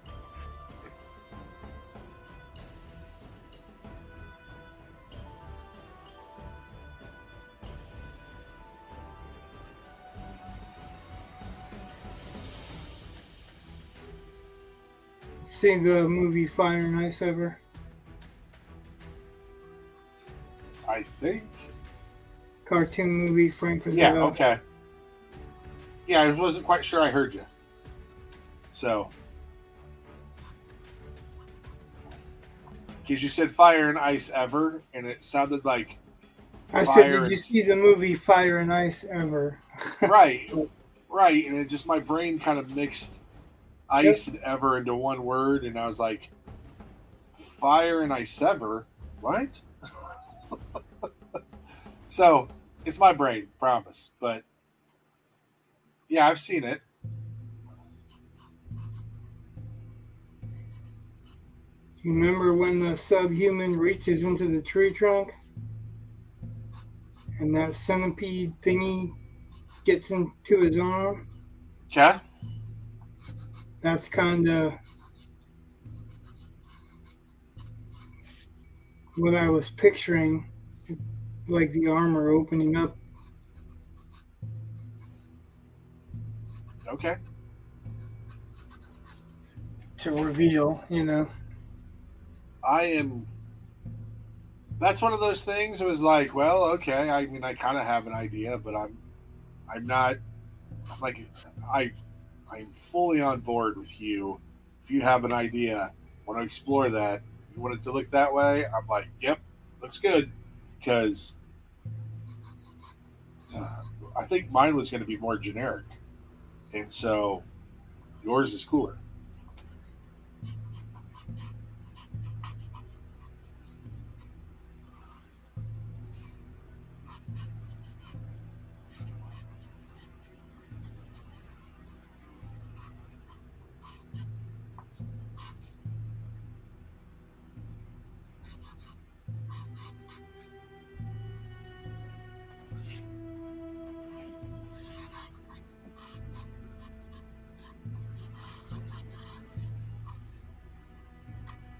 Because at first I was picturing like this kind of black, inky black armor.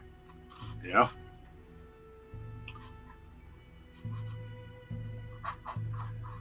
But like I said, at first I was picturing it as a guy, and so That's my fault. well, it's not fault or whatever. It's just that's the way it was. And like that's what I was picturing. So.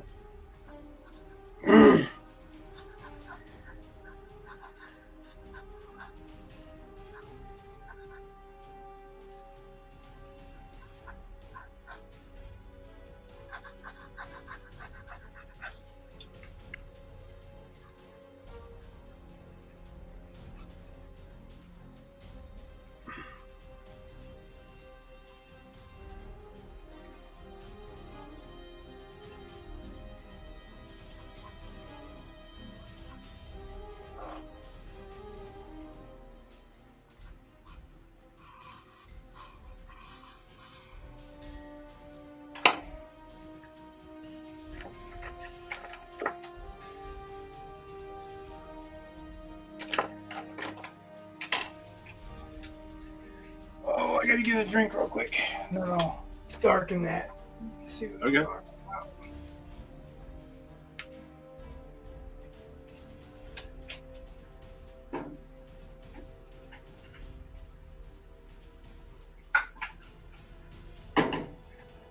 Say drink real quick, but I don't even know if I can find any cold drinks.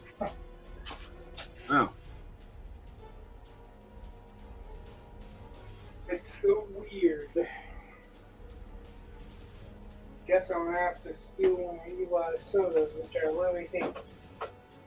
Because I've been trying to avoid soda.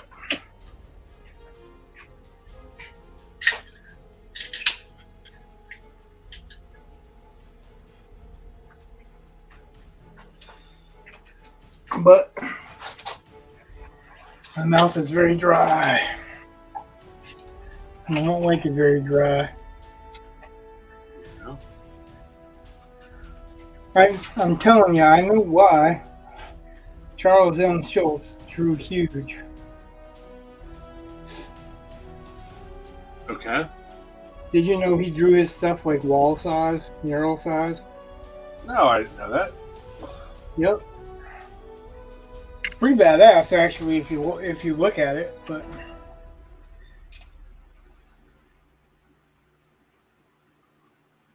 yeah, the Peanuts cartoons were murals.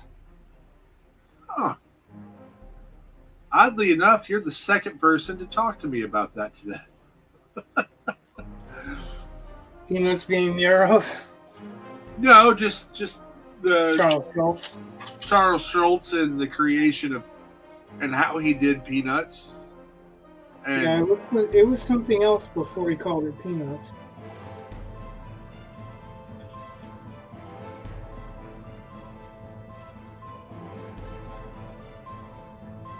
I never thought Peanuts was that good of a name though for it. I mean, not really, because I don't think it was something that he chose because he liked it. It was something that was sold to him.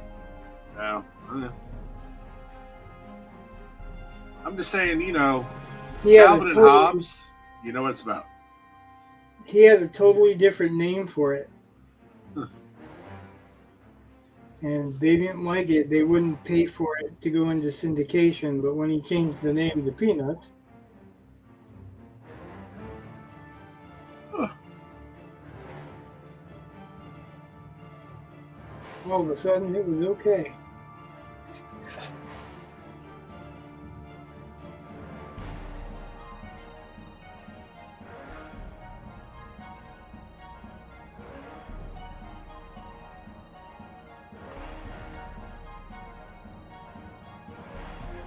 So yeah, the name of the type of character he or she or it is gave me this idea from the get-go. That's why I asked when you were saying you had changed the idea if there was a specific reason, because I had already, the word and the way that we were talking about it originally had already planted an image in my brain.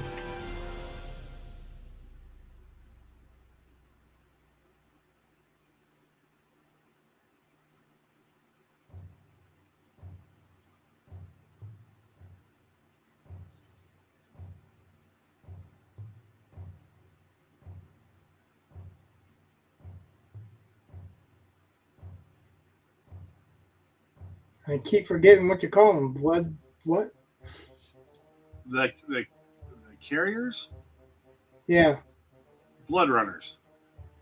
blood runners. Yeah.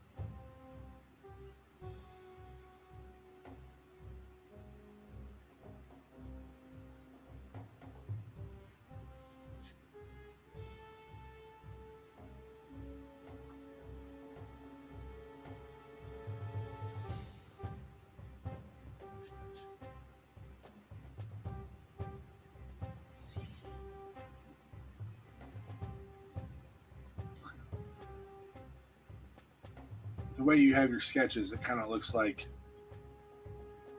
the one on the right is looking at the one on the left, like she's Okay. watching you. It's just kind of funny.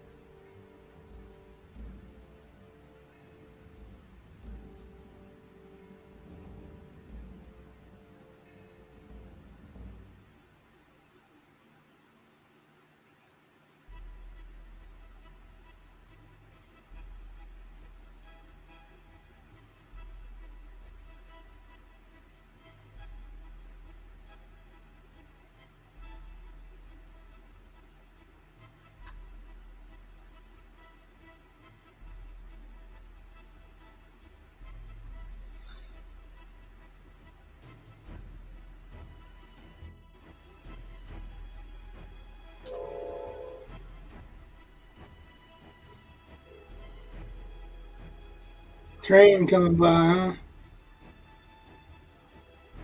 Yes. Well, there's a train off in the distance. I mean, I don't think that one's going to be all that close. Well, I heard it. Yeah. But there are tracks that are down the hill from us. So it's about, like a block or two. And when those go by, sometimes they can get loud.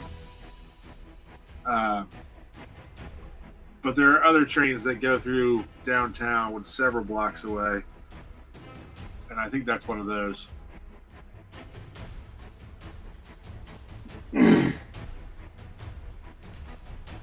Okay. I just heard the horn. Yeah.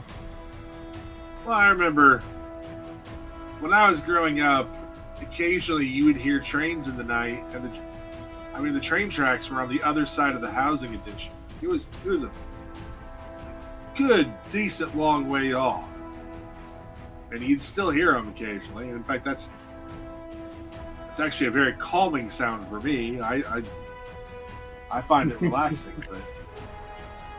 I used to, but I've lived far enough away from trains for a long time. Yeah.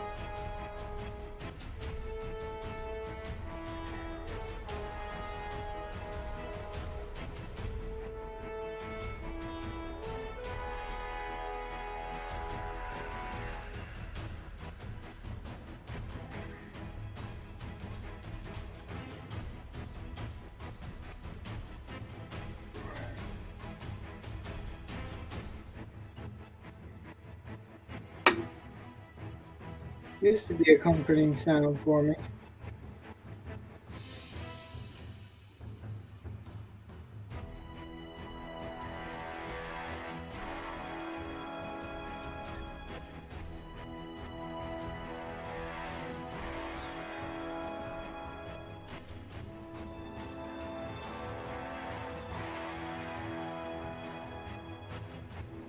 Figure anybody's still watching?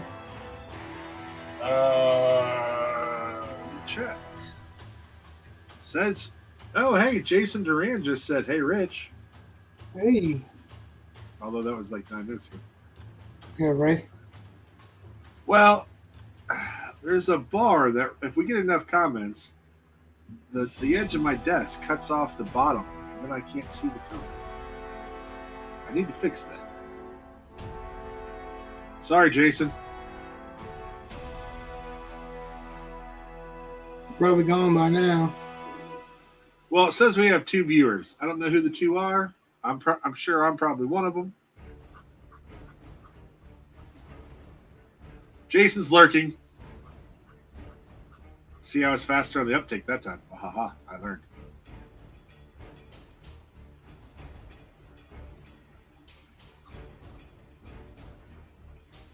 He's got a Star Wars fan magazine, Oh, yeah? comic, webcomic. He puts it out. Jason, why don't you put a link in the comments? Yeah. Oh, he's on. He's on YouTube. Yeah, he's on YouTube. You can still, say what the address is.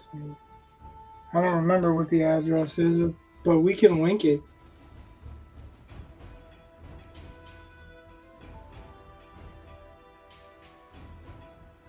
We'd be glad to help you out.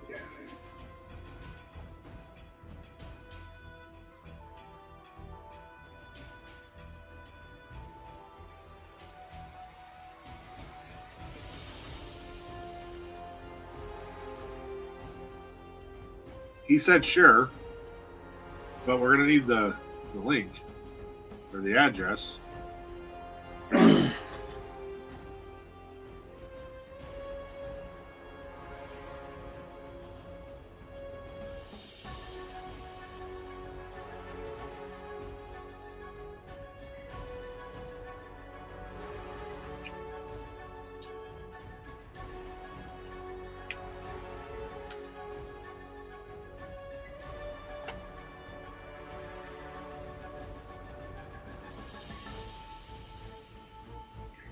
Now, if you were on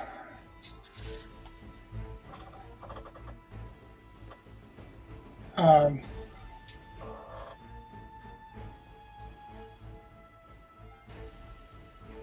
Twitter, no, not Twitter.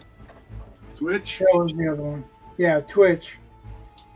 Then you could just post it in the chat.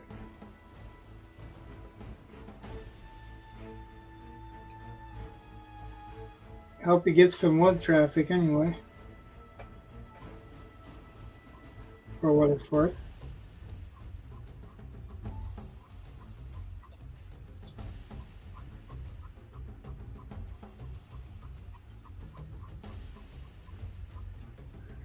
Have you seen the trailer for the new that it's called The Acolyte?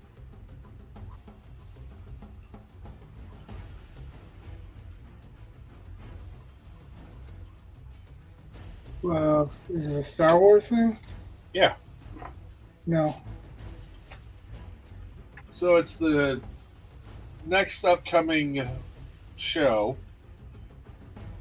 and it's set quite a bit before the rise of Palpatine, if I understand it correctly.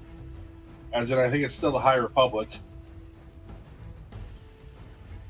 And, you know, all cool, whatever. Drinkers Chasers had a... I started watching part of his breakdown, but he was basically saying things I had already kind of figured out were going to be said. So I wasn't really hearing anything new from him, but I guess he confirmed what I figured people were going to say about it, in that it's like, and he puts it out in his video, but I'd already seen it, that in the trailer they show like a room full of Padawans being trained, and it's like, okay, there's an alien there that I can't figure out what it is exactly. But it's like girl, black boy, alien, girl. And it's like, really? Just There's no ETs in it? no ETs, but there are also no white males. So, Well, because ET, you never know what that ET is. Could be an E, could be a T. is that so? Jason, did you put that on Twitch? Or because somebody posted something on Twitch. So I'm assuming that's Jason. Yep. Okay. J Duran Art 911. Yep. That's me. Yeah. Sweet. There you go. Cool. Yeah. No link is up, so that anyone that wants to check it out can check it out. Now that's pretty badass. Yeah, definitely check this out. That's pretty cool. You can share a page if you want. I mean, he shared it. I mean, I clicked on it because I wanted to see what it was. No, I mean you can share, like. Oh, you want me to you can present share the it. screen? Give the audience a preview. Oh, yeah. What audience is there? All right.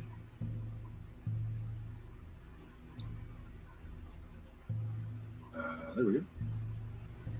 He's pretty dedicated to it. He's been doing it for a while. Oh, wow, that's just weird looking. But, yeah, so,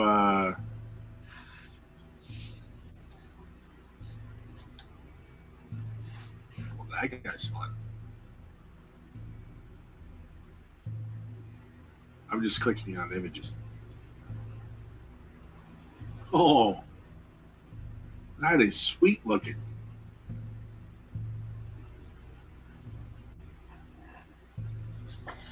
Yeah, 4 years. I knew you were working on it for a while.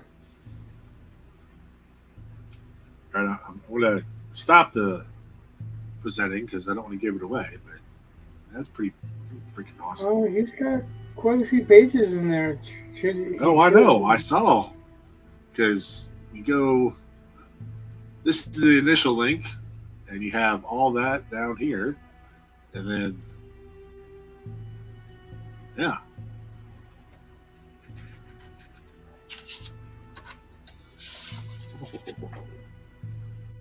Fun stuff. I will definitely be checking that out later.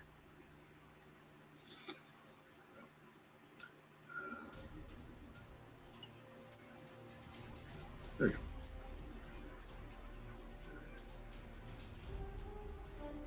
There you go. Back to the grind.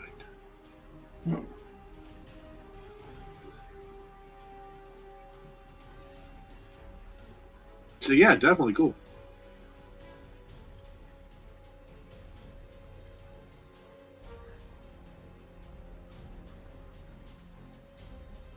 Oh, that's weird. Okay, so you got to start with the page 5 and then kind of like a countdown.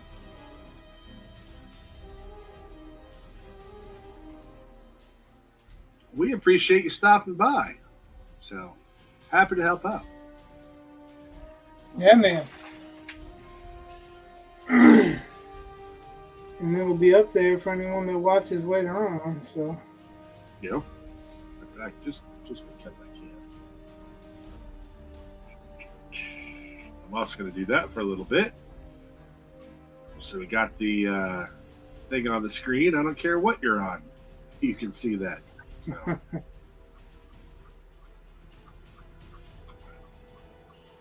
oh yeah, the link. Yeah, Yeah. good.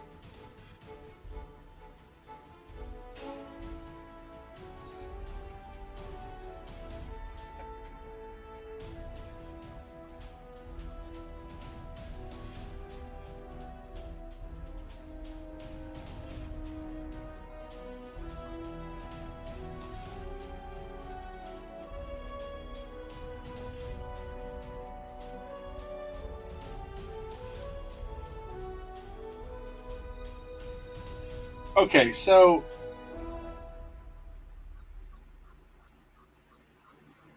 I know these are sketches. So, like, I'm not looking for perfection or anything, but I am confused a little bit.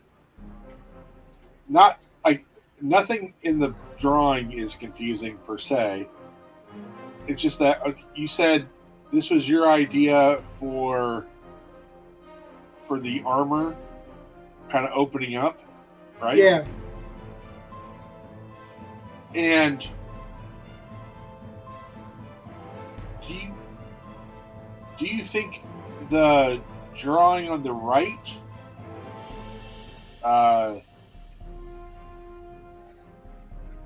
captures, like, how do the two pictures work together, I guess? They don't. Okay. All right. So They don't really, because like one is trying to play around with an androgynous figure with some armor, and this was my original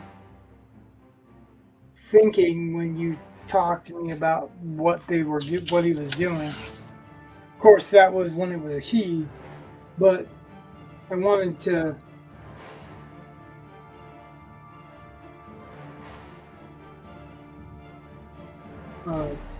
show you what I was thinking anyway.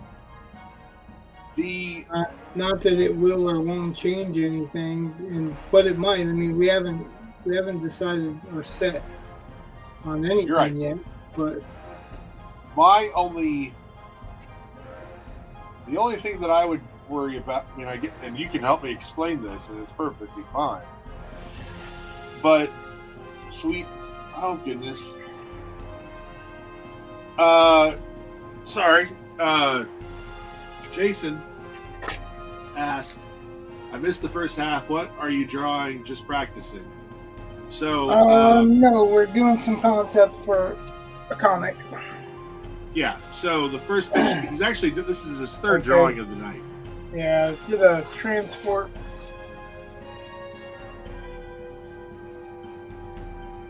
And then this is an idea, and this is an idea for the same character.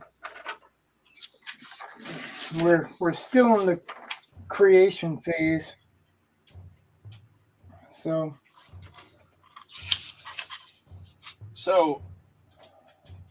So I guess back on the newest sketch, the the the only problem I have with it is that it looks very much biological, and how does that work if we say that like genetic manipulation? It doesn't have to be or anything wrong, I guess. But I was thinking genetic manipulation is kind of taboo. Of course, she's a villain, or he's a villain. It's a villain, whatever. So maybe we don't even have to worry about that. But that was the only thing that I would worry about, I guess, is that it's almost well, I don't know if it's a villain so much as it's a rogue or not a good guy. more of a 'Cause, you know, contagonist. yeah, could be a bunch of different things. Right.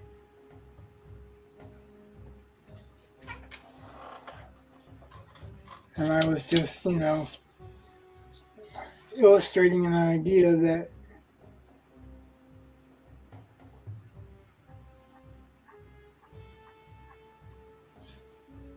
I got when you were talking about, because the whole Bloodburner thing, and Right.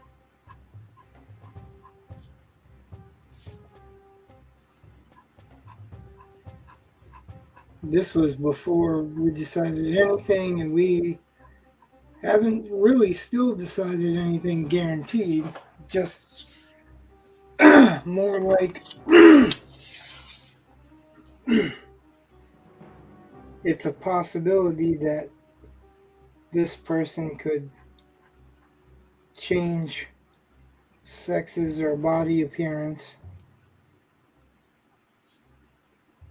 to what suits them. Ooh. And I suppose that could still be, this could still be applicable. It could. Like I think I can figure out This a way is of just making a that work. different form of what I thought the armor could look like.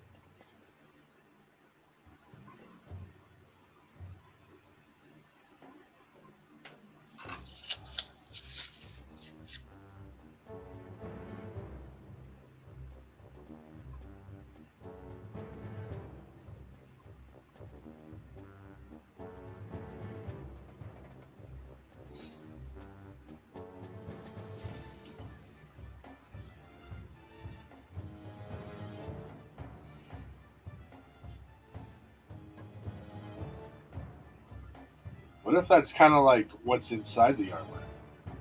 Like, Well, yeah, that's what I was saying. Like you were saying that they stored that biological part right. inside the armor, and this is what I thought of when you said that. So I just think you need kind of both. I mean, what? well, okay, so all right, so we had talked earlier a little bit about this, and I told you how I kind of was thinking about. You've seen Thor, right? The first one with the destroyer thing. You know, it's basically a big empty armor that shoots beams out of its face, right? And so I was kind of thinking of the armor kind of like that, but I also said that it kept the arm alive. Right. So it kind of makes sense that it would kind of have some biological aspects to it, but maybe it's inside. Like how you were saying it was kind of more liquidy, kind of. So like I was thinking of this as like claws that sink into it. So the armor is kind of creepy, like liquidy, also like creepy crawly.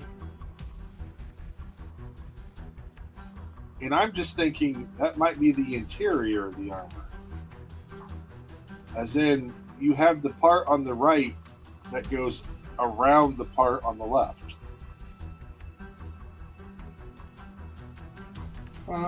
That's not what I was thinking. This would clearly be the armor opening up, but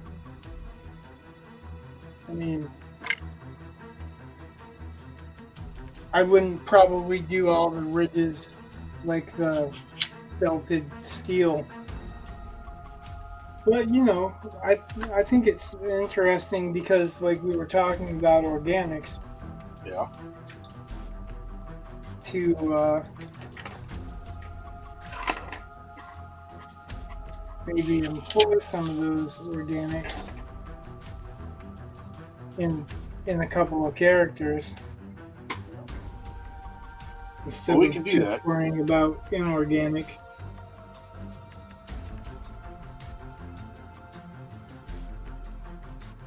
Like, if there's a law, somebody's gonna break it.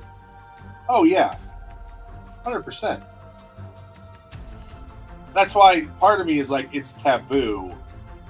In some places, it would be illegal. Some places, it would be frowned upon. And I suppose there are going to be some places where they're like, yeah, let's do this. But in general, it's kind of the opposite of Dune. Dune, you have the prohibition of thinking machines. And I'm saying there's a prohibition on genetic manipulation. Thinking machines? Like, Well, that's not what stands out. I guess that's not what stands out to me. What the prohibition in Dune was. The prohibition in Dune was nuclear weapons. no. All the great houses have nuclear weapons. Oh, they can't use them because if they do, it blows That's up. true. Blows up the armor and stuff like that. The But shield walls and all that stuff. right, but I mean, there's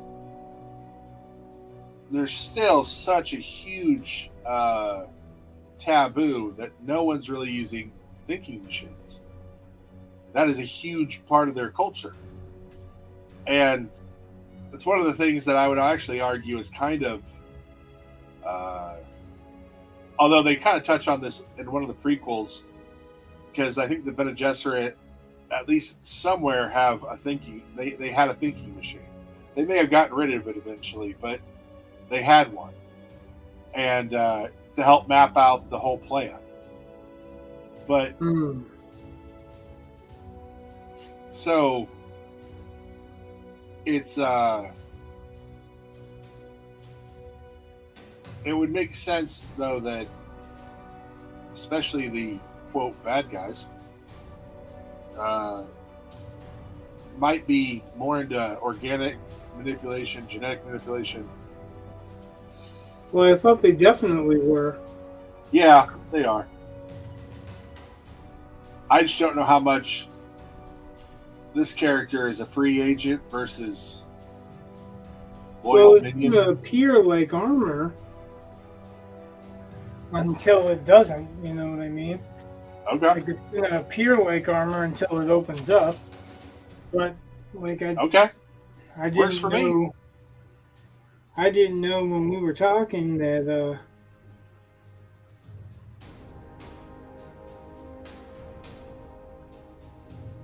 if it was going to open up or if there was another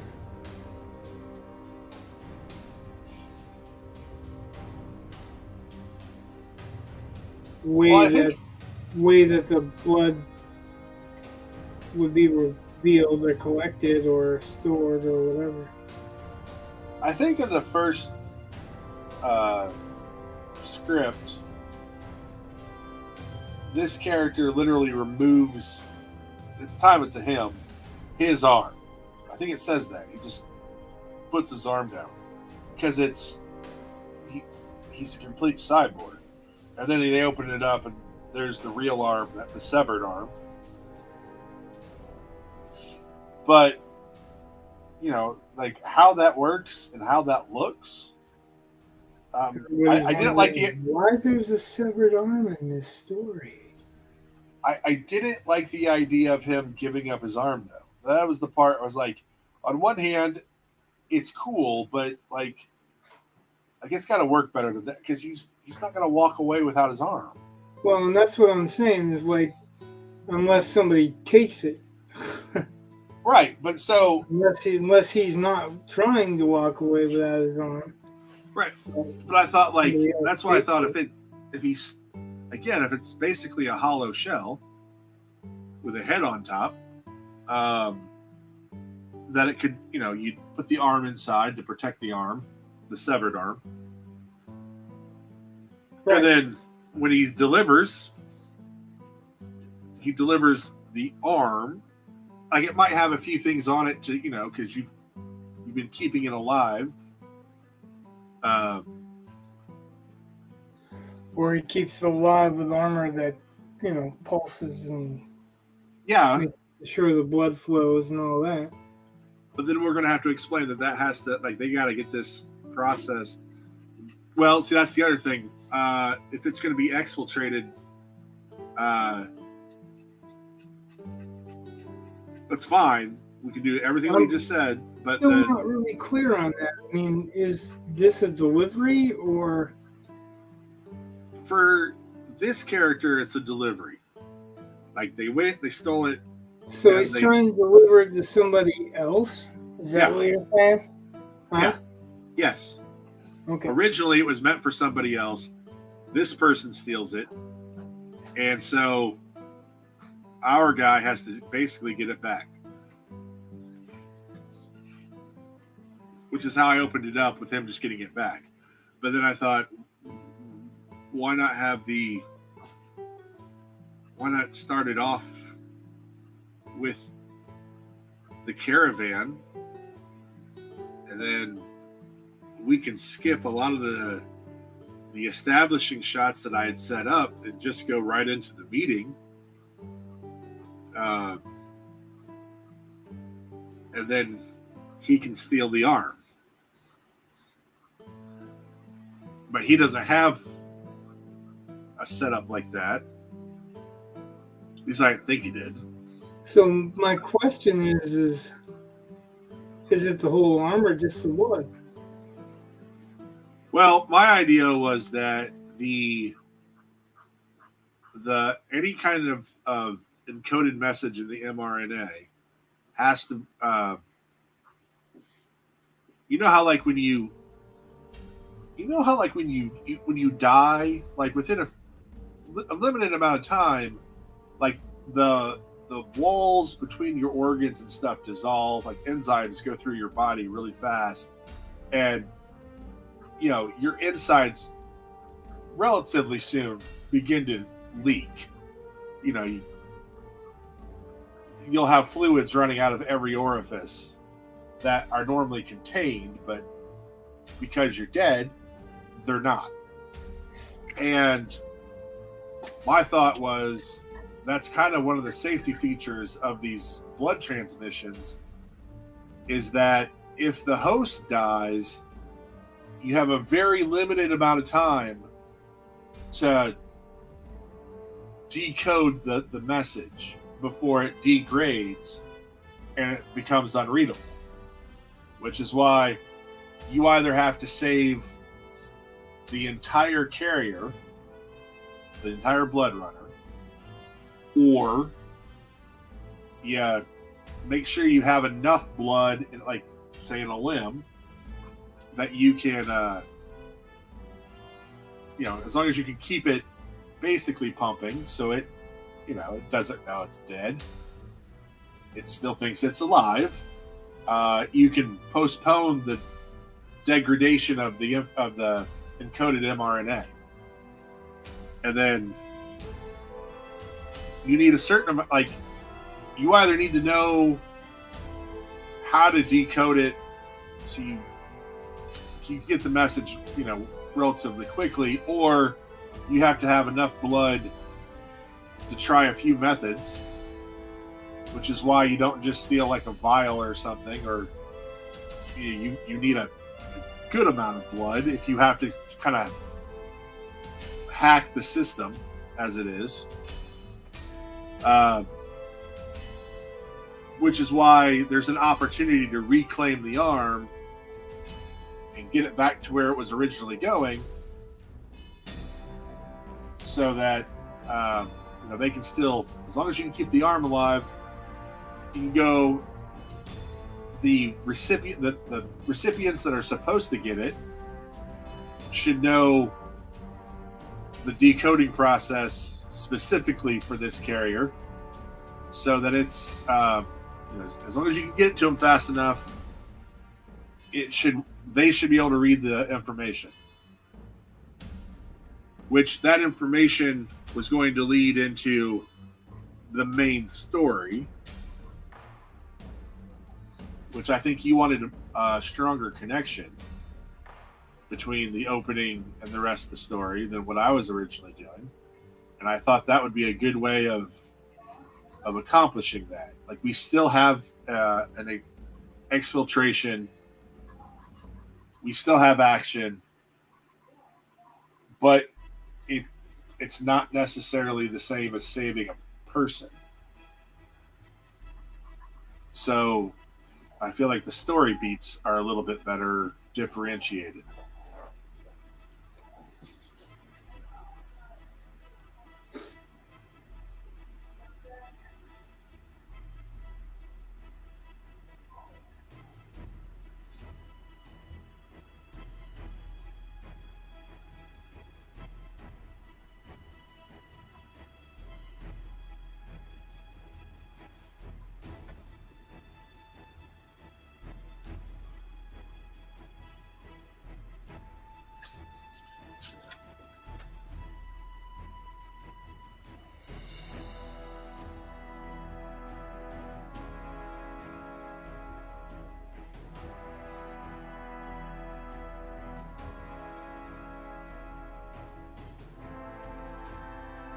All right.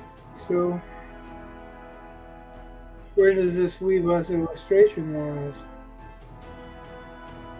Well, so It doesn't dictate whether it should be guy, girl, or whatever. you're right, and that's why when I told you about it, I and you were like, why are we changing the sex on this? And I was like, if you don't want to, we don't have to. Like, it's not dictated in the story. I told you my reasons why I kind of liked it one way, but I'm not averse to keeping it a guy. I mean, I'm really not. If you want this to be Mr. Model, I don't care. I guess it'll be Mr. Model. I have no problem with that. And even. Well, I like the idea if it's a cyborg that it could pretty much change, but I think it might be interesting to just set it up as a guy, and then if they want to change, it'll be like a transformer type thing, where we're actually seeing parts moving around a little bit. Well, that's fine by me. You can't move in still pictures, but you can represent, and if it's biological. But again, I mean, and it would be part of that interesting if the rule was that it had to keep the same mass. So, like, if it lost the body part with an arm, it could still replace that arm, but the mass would be smaller.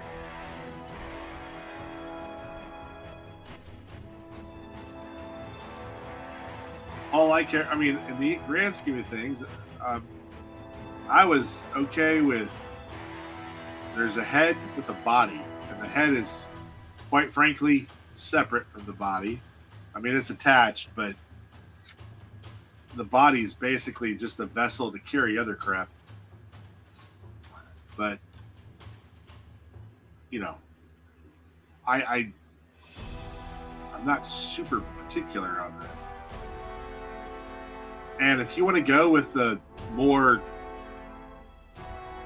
organic look, fine. If you want to go with, you know, some of the stuff. I mean, here's a character who I'm not even sure is going to show up again until later. I mean, at the very least, it's going to be a while because this character isn't. I mean, they're a smuggler. They've smuggled, and now they're done. Like, there's nothing.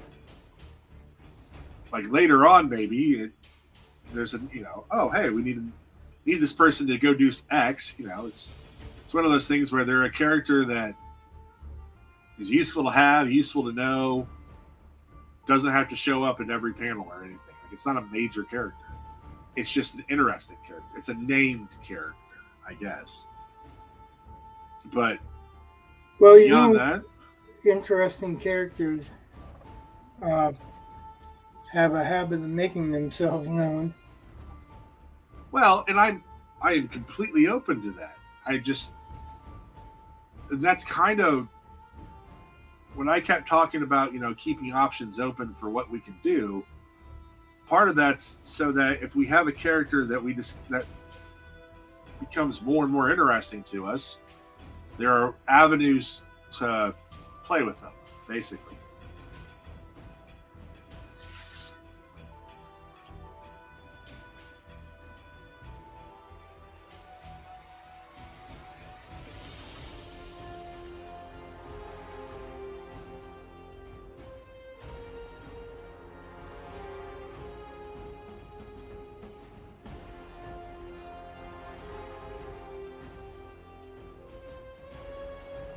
And, earlier you had said something about, was it the Baroness? Basically, it's the Baroness.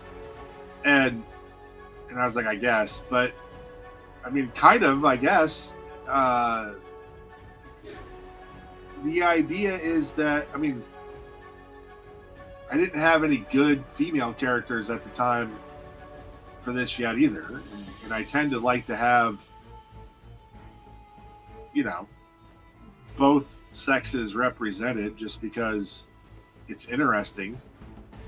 There are different avenues, different things you can do, and I don't know.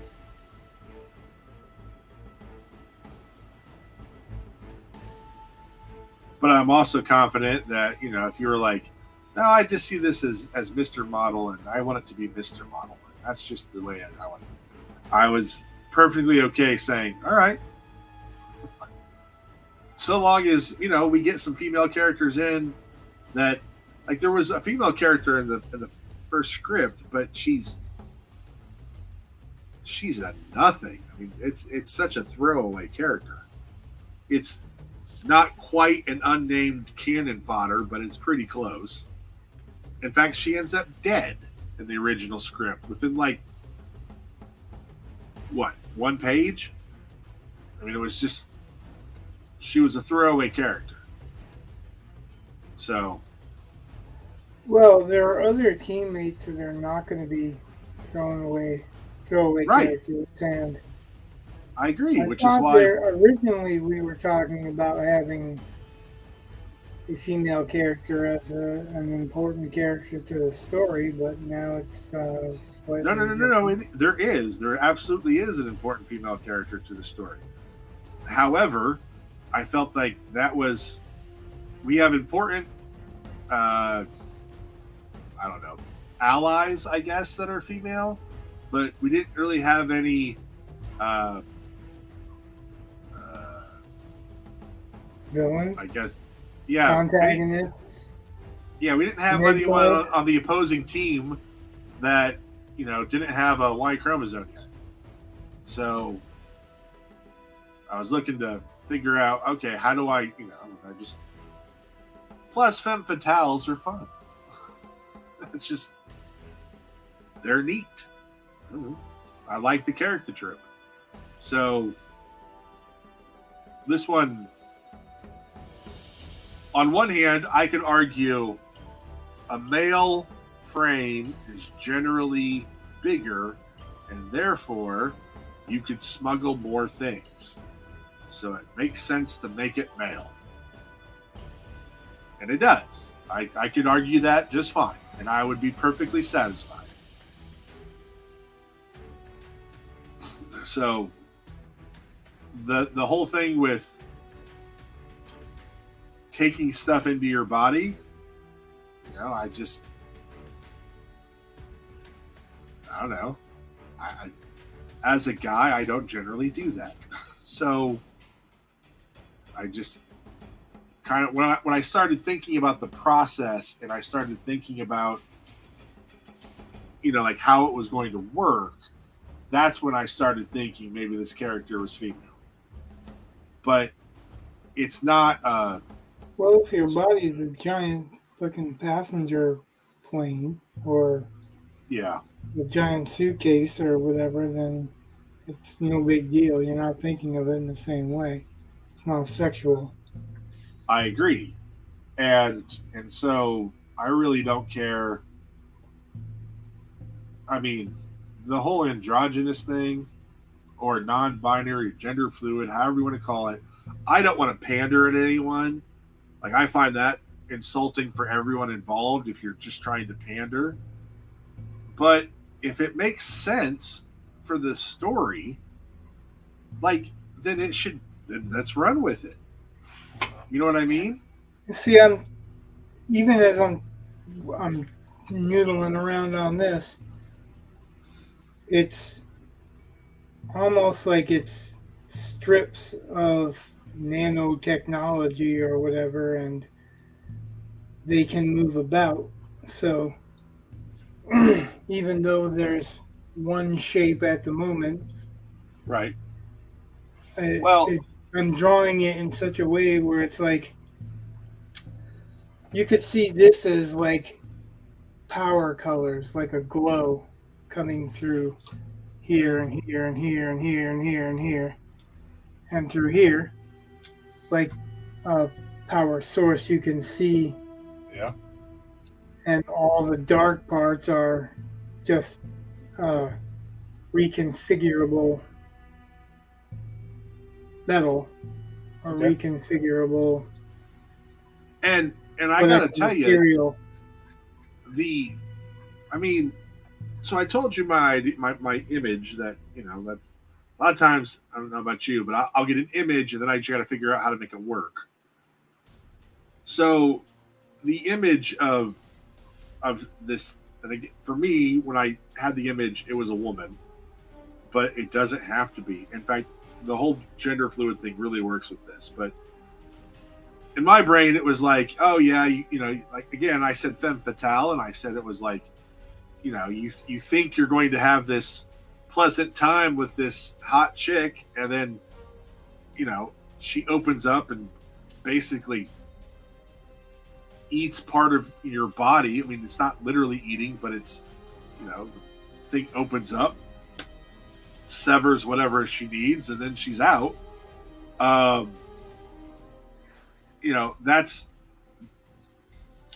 It's a scary scenario, and I liked the idea, of thinking this thing that is attractive is really actually very dangerous. And the arm that you've made on this one, I mean, that's just the idea of seeing that open up right before it, wraps around, or, if it was basically grinding on you for a second and then opens up and tears into you, like that would be terrifying. And the way you've drawn it, it's just more terrifying. So I say that's what I was kind of talking about before we started tonight. I do a lot of noodling around on the stream, but like if I have something to play around with off stream, I might even come up with an even cleaner idea, better idea. especially when you're not, you're drawing in front of, you don't know how Right. many people are watching, and But trying to keep it simple, trying to keep it readable, and all this, and then that's kind of why I felt like doing this would give an alternate idea. It's not the whole body, it's not whatever, but because I'm Right. focusing on this and seeing it this way, it might generate a better idea. that's And like I great. said, I'm interested in the idea that this is a very loose container of a body. Right. Like it's almost not strips, but pieces that can move about. Which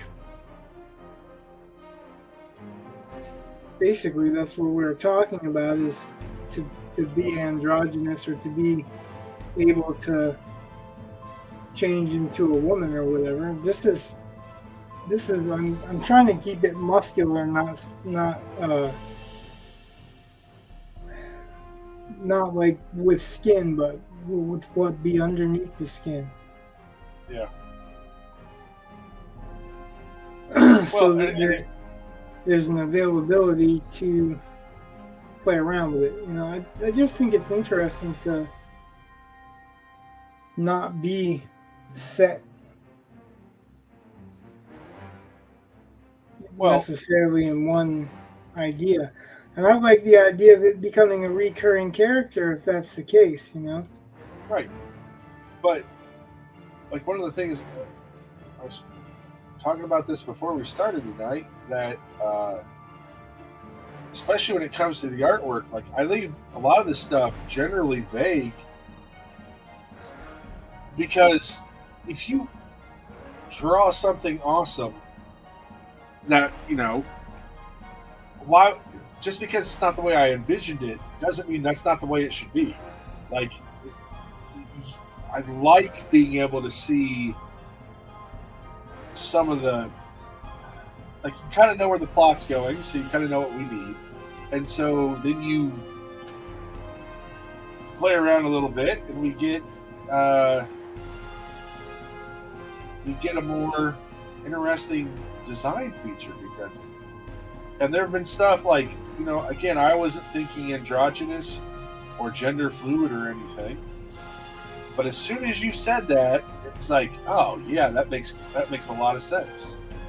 And let's run with it. And so some of the stuff, like, I don't know, I just, like I said, everything that I'm throwing out for plot and everything is generally suggestions. Not, I don't want to get confrontational with it because I don't feel confrontational with it. I'm just like, oh, try this. So that's why when you were like, why are we changing the gender? I was like, we're not if we don't want to. No, I mean that you read it that way, but I was more like, I was more thinking of it like, is there a reason that we're changing the gender?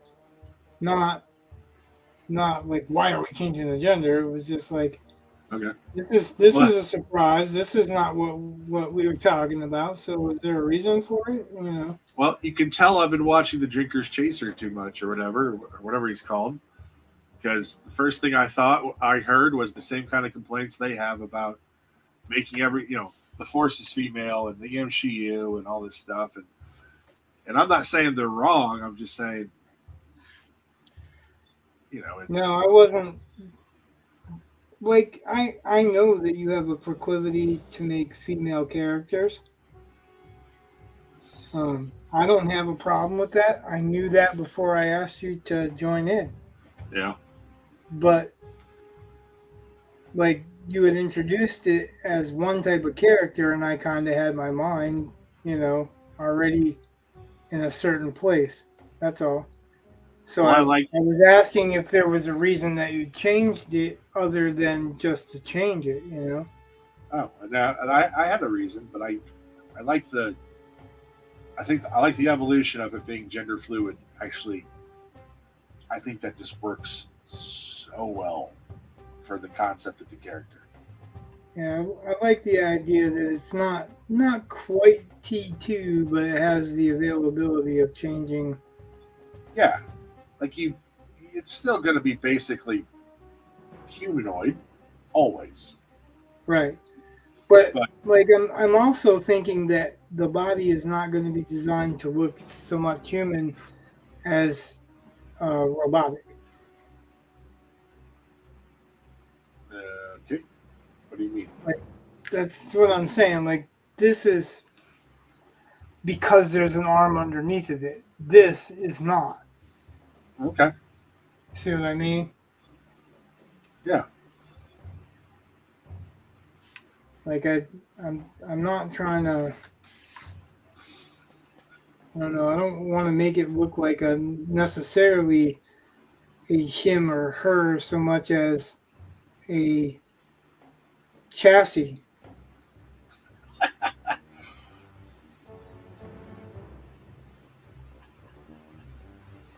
And I guess it's, natural for me to draw a male set of abdomen or male ribs or whatever, but I'm still trying to keep it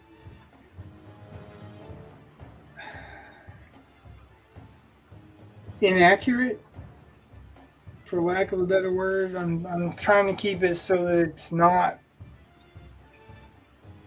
this isn't really how ribs would look.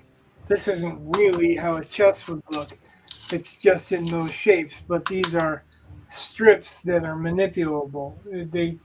They would be able to be changed. So whether it's organic or whether it's nanotechnology or whatever you decide on, that was my thinking. It was like originally I was trying to draw something that could be either male or female, but it just didn't turn out looking like it could be male or female. But then I started thinking about if I was trying to draw more of a robot structure instead of paying attention to not so much the chest, but it is strips of metal, right.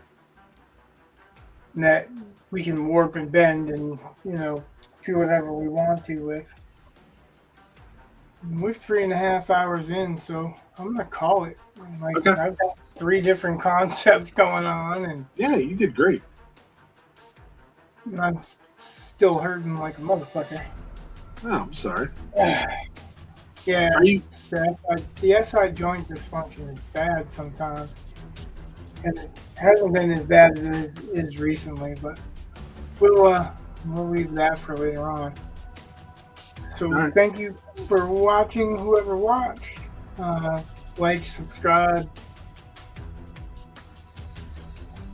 I don't know what else. Ring the bell if you're on YouTube or whatever. Well, yeah, if you want notifications of we're gonna stream, but Whatever. like it's like and subscribe, and I think it's just a follow on Twitch. And But hey, yeah, if you like it, let us know. yeah. Thank you for watching. Good night. God bless. Much love. Peace.